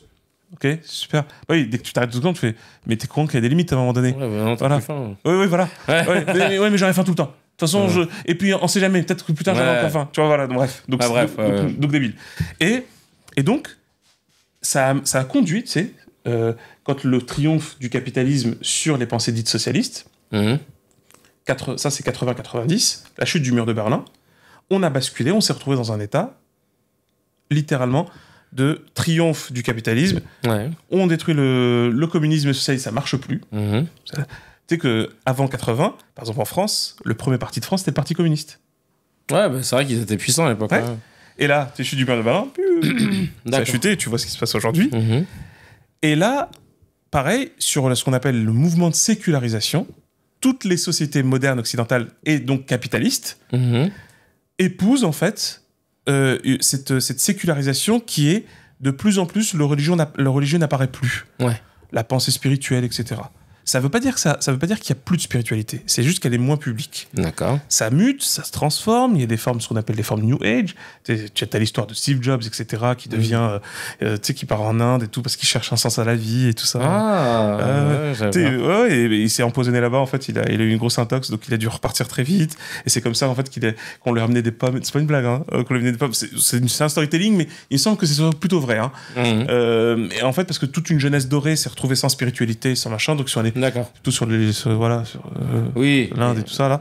Et mais malgré tout, on sent, les sociologues ont perçu que même s'il y avait encore des sectes, des mouvements spirituels, des recompositions religieuses, comme on le dit en sociologie des religions, très bon livre, Sociologie des religions de Bobino et Tropper. Stank Tropper, qui est très très bien, c'est un très très bon livre, 128 pages, excellentissime, mais très simple à lire et Sociologie des religions. Et ben en fait. On a quand même vu que malgré tout, il y a une courbe qui continue de descendre sur la question du sens et la question d'une sorte d'idée. C'est-à-dire, je reviens sur cette fameuse nécessité. Si on la définissait minimalement, il y a une nécessité chez l'être humain d'avoir une sorte d'idéal qui le dépasse dans le temps et dans l'espace.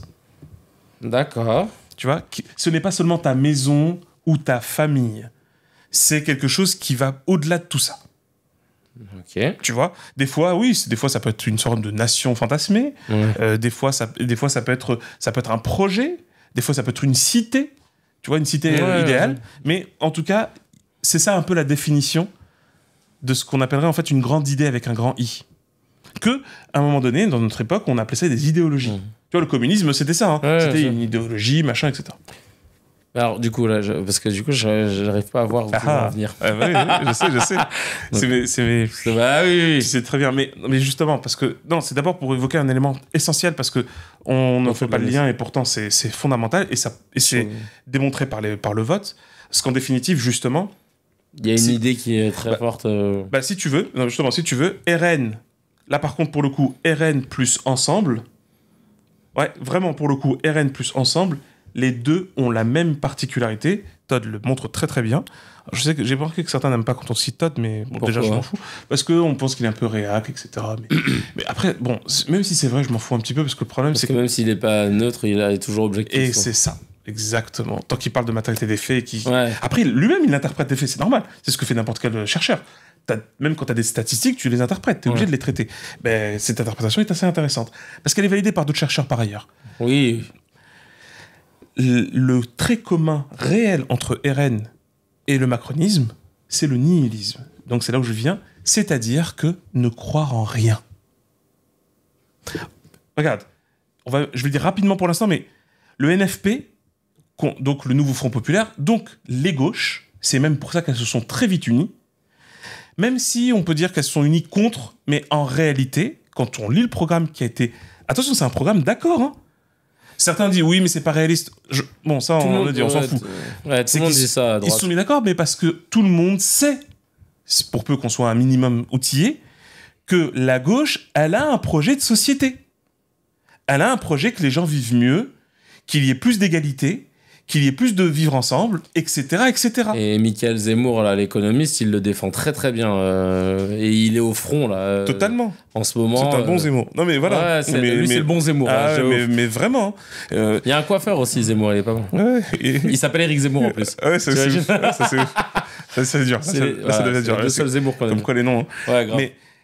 Mais concrètement, il y a aussi Olivia Zemmour. D'accord. Tu vois, comme quoi. Hein. Mais bon, parce que ça, non. Bref. Et en fait, ce nihilisme, c'est pour ça que, comme toi, j'adore cette phrase quand il dit ça, il dit on pourra jamais reprocher à Macron de mentir parce qu'il croit en rien. Il n'y a aucune idée de... Mais c'est vrai, il n'y a rien. Il n'y a rien. C'est même pas une méduse. Il n'y a plus rien. Tu secoues, il n'y a rien. Tu fais, même le vent ne sort pas. C'est un trou noir est plus intéressant. Littéralement. Vraiment, il y a beaucoup plus d'événements dans un trou noir, dans cette singularité que le trou noir. Lui, non. Lui, c'est le vide entouré de vide. Que même un trou dépasse ce concept. Parce qu'un trou, ça reste un vide entouré de plein. Lui, c'est du vide entouré de vide. En l'occurrence, tous ceux qui sont autour de lui. Parce qu'ils sont aussi vides et creux que lui. C'est très impressionnant. C'est angoissant, hein, mais c'est très impressionnant. Bardella, c'est la même chose. Ouais. À part sa coupe de cheveux, qui elle aussi est nulle, en fait. Elle a aucune aspérité. Quand tu réfléchis bien. Ouais, faisant un peu de critique de mode. Mais fondamentalement, Bardella, c'est le vide. C'est du vide complet. Tu regardes, tu fais ah, c'est pareil. Il n'y a pas de colonne, il n'y a rien. Il n'y a même pas de muscles, il n'y a même pas de fibres. Il n'y a rien. Il n'y a plus rien. Et ce nihilisme-là, en fait, il triomphe. C'est vrai. En fait, quand tu vois les gens qui disent. Quand vraiment tu entends des gens premier degré qui disent il est beau, bah on a entendu la même chose en 2017 pour Macron. Ouais. Et on a entendu la même chose pour Bardella. Mais ils ont tous raison. Pas parce que vous voulez quoi d'autre ? Enfin, pardon, vous nous avez demandé quoi d'autre ? Pour la profondeur de ses idées ? Hein ? Pour son verbe ? Parce que, tu vois, on peut reprocher plein de choses à Mélenchon. Vraiment plein. Hein. Mais oser dire que ses discours, c'est du vide. Ah ouais, non, là c'est ça. D'ailleurs, tu vois que c'est précisément pour ça qu'aucun média ne prend soin de commenter ses discours. Ouais. Tu vois ? Parce que, non, on va commencer. Ou alors les petites phrases, mais souvent oui, voilà, on va changer les petites phrases, mais d'ailleurs, qui sont jamais dans ses discours, parce que ses discours sont très bien travaillés. Et, encore une fois, en plus, attention, ce ne sont pas des choses qui sortent du crâne de Mélenchon. Mélenchon n'est pas en soi un génie de ce point de vue-là. Lui, c'est juste il vend bien. C'est un très bon tribun. Exactement. C'est un bon tribun. Mais tu vois, mais par contre, justement, il porte, et c'est là que c'est perturbant et disruptif, comme on aime bien le dire dans le monde du management, il porte un discours qui se base sur un contenu, sur du contenu, sur une densité, sur une idée, un projet. Le vide est en train de l'emporter. Or, 1989, Gilles Lipovetsky écrit « L'ère du vide, c'est donc l'ère de la séduction. » Ah. C'est là les process de séduction. Bon, tu mets ça de côté, mais c'est déjà ouf, hein. Donc, ce que j'essaie d'introduire sur le nihilisme, on en reparlera sûrement plus en détail dans le côté, mais c'est un vrai phénomène préoccupant parce que ce n'est pas que la France. Le fait, regarde, je disais tout à l'heure, c'est que aujourd'hui, de nombreux phénomènes qui ont l'air parfaitement déconnectés sont, selon moi, et je ne suis pas le seul, je suis certain, les indicateurs d'un même et sont des conséquences d'une même cause, ce nihilisme-là.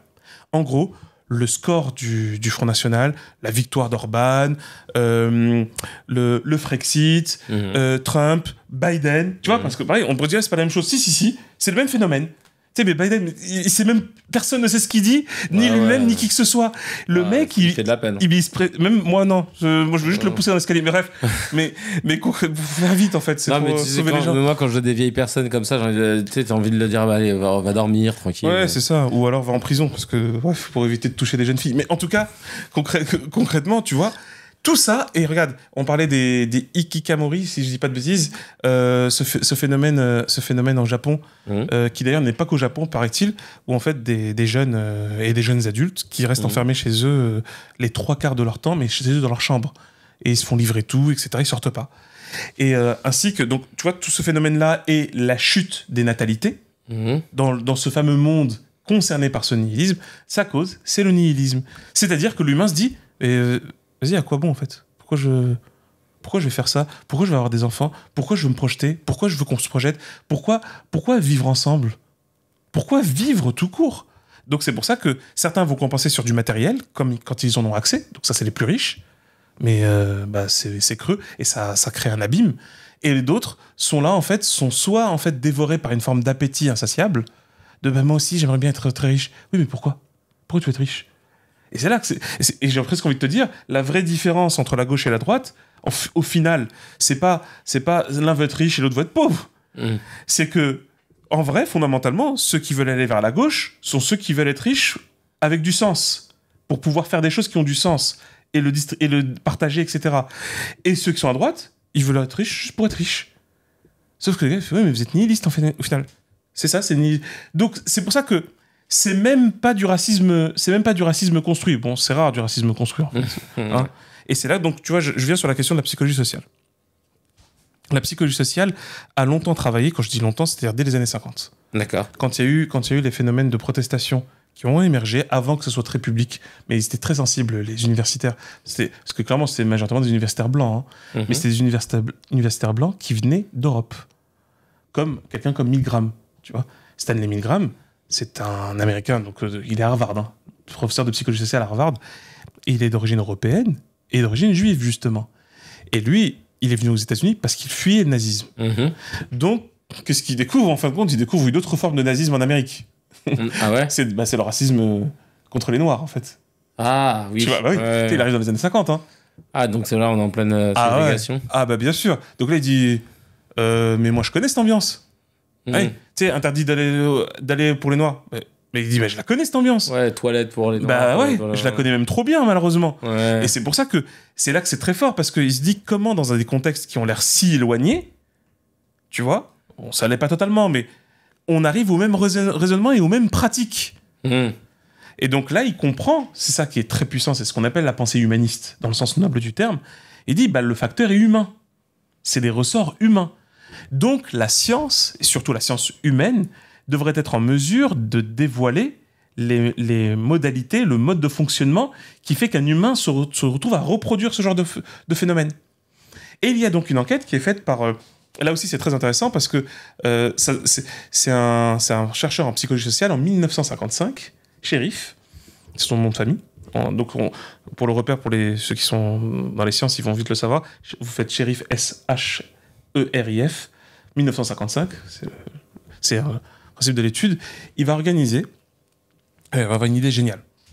J'insiste, la psychologie sociale expérimentale, c'est un délire de fou parce que c'est de la science qui cherche à étudier les attitudes et les comportements ainsi que les croyances. Et pourquoi c'est puissant ? Parce que c'est une science, parce qu'elle a des outils extrêmement fins pour prouver et démontrer des phénomènes que parfois on a l'impression que non, en fait, c'est comme ça arrive chez les gens. Et ça, c'est très puissant. C'est-à-dire que, en gros, c'est des gens qui arrivent à t'expliquer pourquoi et comment quelqu'un est raciste ou pas. J'ai bien dit les deux. Hein. Quelqu'un est raciste ou pas. Ah ouais. Ah ouais, non, là tu dis, ah ouais, c'est très puissant. Bah donc ouais. tu t'imagines bien que c'est le genre de discipline qu'un pays qui sombre dans une forme d'autoritarisme nazi, ils vont l'enlever. Ah ben va la supprimer très très vite, oui, cette discipline. Clair. Donc il fait une expérience, parce que c'est pour ça qu'on dit psychologie sociale expérimentale, ils font des expériences, dont l'expérience la plus connue de la psychologie sociale, c'est l'expérience de Milgram. Oui. Il est en 1962 à Harvard, qui est toujours disponible sur YouTube, la vraie expérience de Milgram. Hein. Il s'est filmé et tout. Hein. La vidéo, elle est là. Harvard l'a mis à disposition. C'était celle l'électricité, des chocs électriques. Exactement. Oh là là. Et donc, il y a celle de Milgram, en fait. Parce qu'elle a été rendue publique. On l'a mieux connue en France, en Europe, grâce à un film où il y a Yves Montand qui s'appelle Icomicard. Qui remet en scène cette scène-là. Mais il faut voir l'expérience. Et puis ensuite, il y a eu l'expérience inédite. C'est la première fois qu'on l'a faite en France. C'était en 2008. Ouais, si je dis pas de vie, c'est en 2008. Jean-Léo Beauvois, paix à son âme, qui qui était un grand psychologue social français, qui a d'ailleurs fait un excellent livre là-dessus avec Iserbyt, qui lui est belge, si je dis pas de bêtises. Il a fait l'expérience de 1000 grammes à la télé, sur France 2, avec Tania Young d'ailleurs, justement. Je parlerai tout le temps d'elle parce que ce qu'elle a fait, c'est historique en réalité. Et c'est une expérience qui a été validée scientifiquement. C'est énorme. Sur le facteur télé, qui montre encore une fois la question média. On faudra qu'on essaie de remettre le lien. Ça serait vraiment top, parce que les gens, il faut vraiment que les gens leur voient.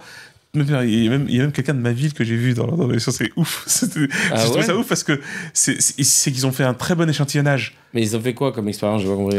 L'expérience de 1000 grammes. La même chose. La même, mais avec la télé. C'est-à-dire le facteur télé, il y a des caméras. Des caméras, machin. Ouais. Et il y a un public. Et il y a un public. Oui, voilà. Allez, très très bien. Allez, électrocute-le. Très bien. Ouais. Ah, bon. On en reparlera, mais on va pas se perdre dans l'expérience de 1000 grammes. Donc il y a Shérif qui va faire en fait une expérience qu'on appelle l'expérience de Robert's Cave. Il réunit dans une sorte de camp de vacances. Vous allez voir, c'est très commun. Dans un camp de vacances, des gamins de 12-13 ans. Ouais, tu vois. C'est fou, hein. 12-13 ans. Pas compliqué. J'aime beaucoup le côté très cru des psychologues sociaux. C'est des blancs de classe supérieure, famille stable. Tu vois, on prend tous les critères. En gros, tous les voyants sont au vert au niveau social, si tu veux. Donc, aisance économique et stabilité sociale. Les parents sont là, ne sont pas divorcés. Il n'y a pas l'air d'avoir de conflit. Il les trie là-dessus un peu, tu vois. Donc voilà, très tranquillement. Il réunit, il dispatche vingtaine d'enfants de chaque côté, de manière complètement arbitraire. Il n'y a pas de critères sélectifs. Et et là, littéralement, si tu veux, c'est le prélude, on est en 1955, c'est Koh-Lanta, mais pour de vrai. C'est-à-dire qu'en fait, ils vont les séparer du camp, ils vont faire en sorte qu'ils ne se côtoient jamais, pendant un long moment, et ils leur donnent des tâches, des missions, etc. Et là, progressivement, ils vont les faire rentrer en confrontation. Koh-Lanta. Tu vois, là, les gens, par contre, sont vachement outillés pour ça. C'est-à-dire que tous ceux qui découvrent cette expérience, vous allez voir, Koh-Lanta va vraiment vous éclairer là-dessus.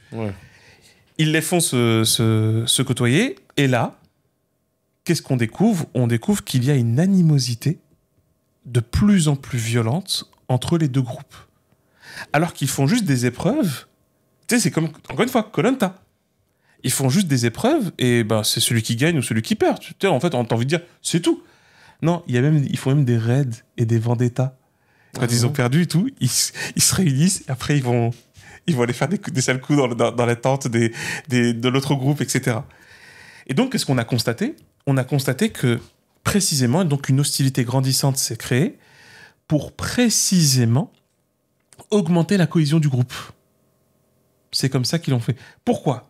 Là, tu as ce qu'on appelle la première découverte que fait Shérif avec cette expérience, c'est ce qu'on appelle la théorie du conflit réaliste. Du conflit réel. C'est-à-dire que, en fait, ils sont confrontés, les deux groupes, à une situation où il n'y a pas assez de place pour les deux groupes. En tout cas, c'est ce qu'ils croient. Et c'est ce que les épreuves leur font croire. Et l'accès à une ressource limitée, en fait, va les amener à se dire, du coup, il faut déprécier l'autre groupe, il faut que l'autre groupe n'arrive pas à l'autre ressource. Tu vois? Je te fais la phrase maintenant pour l'équivalent raciste. Il n'y a pas assez de boulot en France. Alors, c'est que le problème vient des autres. Ceux qui ne sont pas français. Tu vois la tension? Il va découvrir tout un tas d'éléments comme ça. Donc ça, c'est déjà... Sans même qu'on leur ait dit quoi que ce soit. Ils ont fait leur déduction. Exactement. Sauf que le fait d'avoir fait les épreuves... les épreuves, en fait, ça induit... c'est comme quand tu dis « Oh, le taux de chômage n'arrête pas d'augmenter. Oh là là, fou, oh là là !» Et tu veux chercher un coupable. Mais en fait, là, à ce moment-là, ils sont obligés, parce qu'ils sentent ils sentent réellement que physiquement, la ressource est limitée. Alors que peut-être qu'en fin de compte, tu verras, c'est pas tout à fait lié en fait, hein, c'est même pas du tout lié. Et le deuxième élément, c'est la théorie de l'identité sociale. C'est que pour mieux justifier l'existence de leur groupe, ils doivent déprécier l'autre groupe. Et ça va construire un mécanisme profond de racisme. Et c'est comme ça qu'on va le définir dans l'ensemble des sociétés. Ce registre-là, en fait, on va le vérifier à chaque fois. Et ce qui est super intéressant, c'est qu'il y a des études qui ont été faites sur cette étude. Ouais, parce que je sais, c'est de la folie. Tu sais, c'est quoi le truc qu'ils ont remarqué? Non. on a fait 2 types d'expériences pour enfin, on les a reproduites. C'est comme ça qu'on valide un truc scientifiquement. Et on a vu que il y a quelque chose de dingue. C'est que lorsque ceux qui font les épreuves se manifestent plus souvent et plus publiquement, oui, parce qu'avant, ils recevaient juste des lettres. D'accord. Faites des épreuves. Tu vois, encore une fois, Koh-Lanta, tu vois un peu l'esprit. Mais sauf qu'on le voit, Denis Brognard. On le voit. Mais là, justement, ils ont montré qu'ils ont fait un mode où ceux qui font les règles participent plus et sont plus présents dans ces règles-là. Qu'est-ce qui s'est passé ? Les 2 groupes se sont ligués contre ceux qui font les règles. Ah bon ? Ouais. Parce qu'ils ont compris que cette animosité, elle venait d'eux. C'est eux qui ont limité les ressources. Comment ils ont compris ça ? Parce qu'en fait, c'est eux qui fixent les règles. Donc ils ont dit, mais vos règles, elles sont bidons, en fait. Pourquoi il n'y aurait qu'un seul vainqueur ? Pourquoi on fait ça ? Pourquoi l'autre, il accède à ses ressources et pas lui ? C'est vous qui l'avez décidé. Et ouais, et en fait, l'analyse qui a été faite...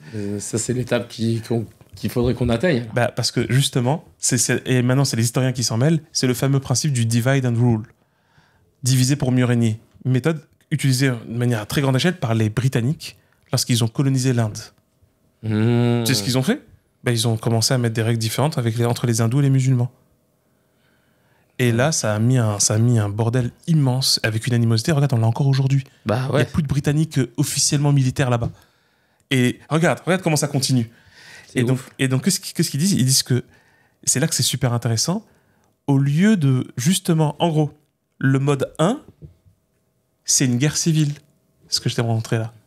Où les deux groupes de gamins s'entretuent, si on peut dire. Ouais, c'est une guerre civile. Ouais. Mais en fait, c'est pas tout à fait une guerre civile parce que ils sont là. En fait, il y a bien quelqu'un qui est à la manœuvre. Donc, en gros, ils disent que c'est tous les systèmes qui divisent la population sont littéralement semblables à des systèmes coloniaux.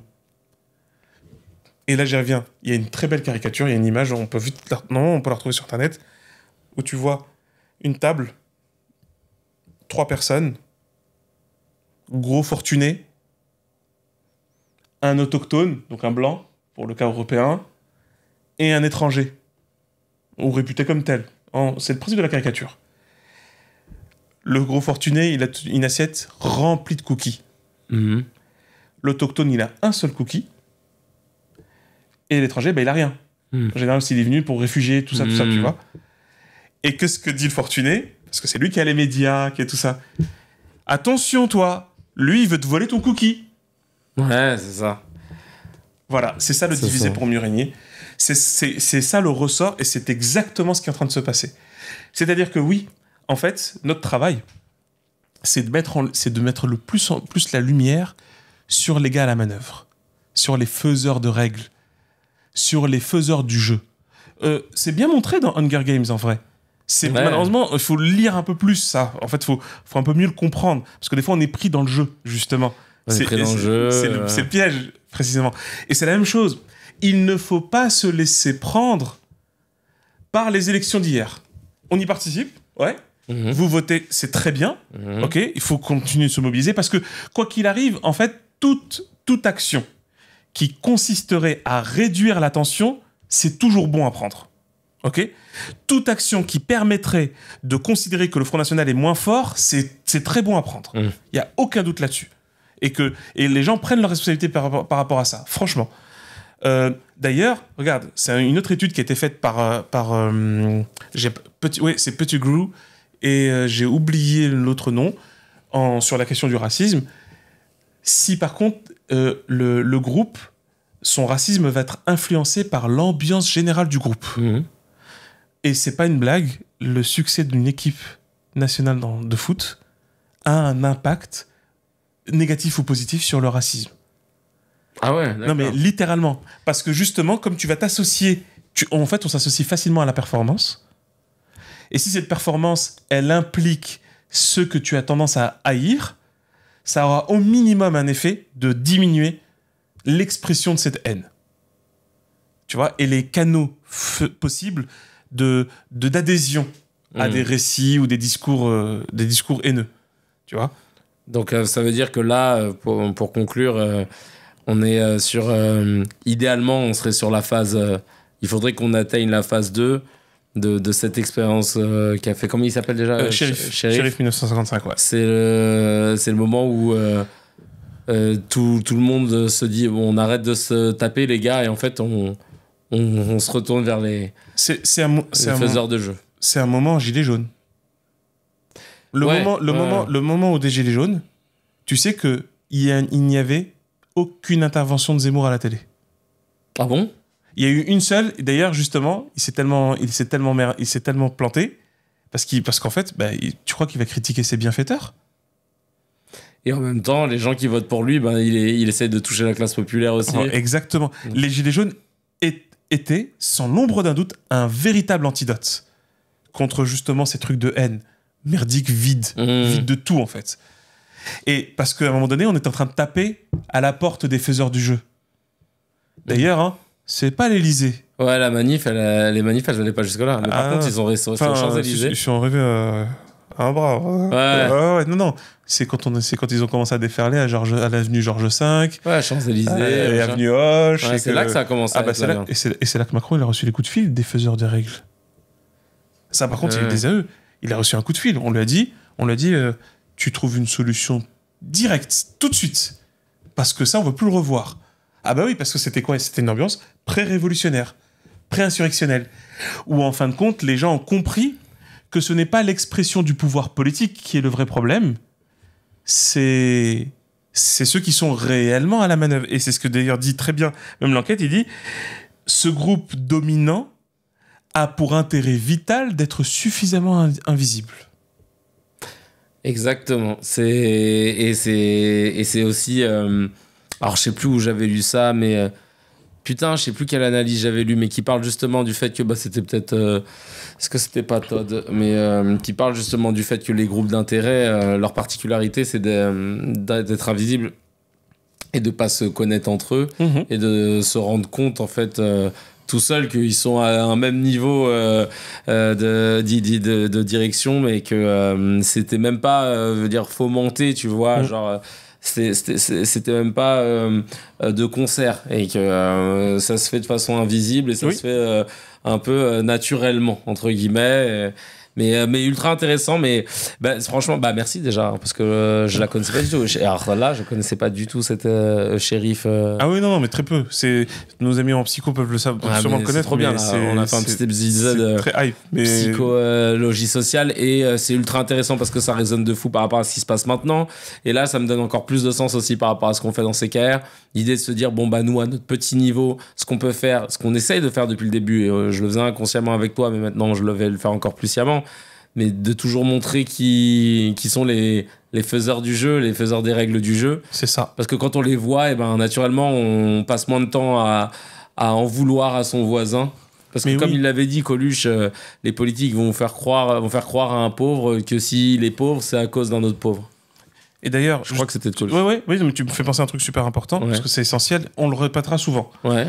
C'est que, du coup, en fait, justement, les psychologues sociaux ont mis sur la table les solutions. En fait, il y a les solutions en amont et en aval. Je vais faire les solutions en amont, parce que nous, on est un peu dans l'aval. On est dans le bout du truc. En amont, on a donc constaté que les véritables remèdes profonds, préventifs à toute cette forme de haine, etc., c'est le fait de vivre en commun, de ce qu'on appelle la cohabitation. En fait, c'est la cohabitation prolongée, le contact. Ils appellent ça le contact prolongé. Ok. Tu vois, encore une fois, école publique. Voilà pourquoi je suis contre les écoles privées. Qu'on comprenne bien ça. Donc, et ça, c'est valable. T'as vu, c'est valable pour le racisme comme le classisme. Tu sais, les gros riches, machin. Ouais, bien sûr. Donc, contact prolongé. Des objectifs communs.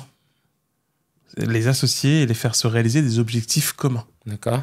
Tu vois, donc, par exemple, l'école, c'est de s'instruire et pas de les mettre en compétition. Voilà, parce que ça aussi, comme les prépas ou les écoles de commerce. Bien sûr, mais c'est malsain. Il y a des classements. Mais on voit le nazisme, bref. Ouais. Donc, tu vois, c'est contact prolongé, objectif commun. Le troisième, c'est qu'il faut un espace institutionnel qui soit facilitant, qui ne pousse pas à une sorte d'oppression, etc. Tu vois, il faut vraiment facilitant. Vraiment, c'est le truc de l'institution facilitante. Ça, c'est extrêmement important. Et voilà, en fait, vraiment poser ces éléments-là, c'est ce qui permet en amont d'empêcher les formes En fait, ça fait vraiment disparaître le racisme, mais littéralement, tu vois. Et c'est pareil même sur la question homme-femme, parce qu'on a les mêmes problèmes pour le sexisme. tu vois. Ouais, bien sûr. Et en aval, par contre, là, on en est, c'est ce que tu as dit, et ça, c'est vraiment essentiel, et nous, on essaye de le faire à fond. Ouais. C'est effectivement mettre le projecteur sur les faiseurs de jeu, sur ceux qui envoient les enveloppes avec les règles du jeu en disant entretuez-vous, faites ça, gagnez ça et machin. Ça, faut le voir. En gros, faut réussir à, au-delà des élections qu'on vient de voir et auxquelles on va continuer de participer, c'est de voir au-delà des discours politiques, des postures politiques, du racisme ambiant, qui est effectivement extrêmement préoccupant et grave, ça c'est clair et net, car de toute façon, qu'on soit bien clair d'une chose, il y a un impérieux droit absolu non négociable à l'autodéfense. Ça qu'on soit clair là-dessus. Il n'existera jamais la moindre dignité à se laisser faire. Oh oui. Donc on soit vraiment clair là-dessus. Et si les gens pensent qu'on est dans une sorte de paradigme gnangnan, parce que justement, c'est ça le fameux paradoxe des discours racistes, c'est qu'ils te font prétendre que nous sommes envahis par des hordes sauvages qui détruisent le pays. Si c'était vrai, ils disparaîtraient. Et comme c'est faux, ils parlent. Mmh. Mais les gars, attention, faut pas s'amuser avec les poils d'un jaguar si on n'a pas envie de se faire mordre. Voilà. Très belle citation pour finir. Merci beaucoup, Dr H, pour cet épisode de psychologie sociale qui explique un peu mieux l'endroit dans lequel nous nous trouvons actuellement là entre deux feux et avec le Front National qui opère et qui essaye de nous diviser. Merci en tout cas à vous de nous écouter comme d'habitude. La semaine prochaine aussi, il faudrait que je vous parle d'un film que j'ai vu avec Gaël qui s'appelle Ni chaîne ni maître. Big up à Simon, son réalisateur. Je vous expliquerai pourquoi. Mais en tout cas, c'était un plaisir de servir et un honneur et un privilège de servir à vos côtés, Dr H. Également. Merci beaucoup. À la réalisation et au montage, Gaël Cagnon. Ma chérie, oui. La prochaine production, c'est comment ?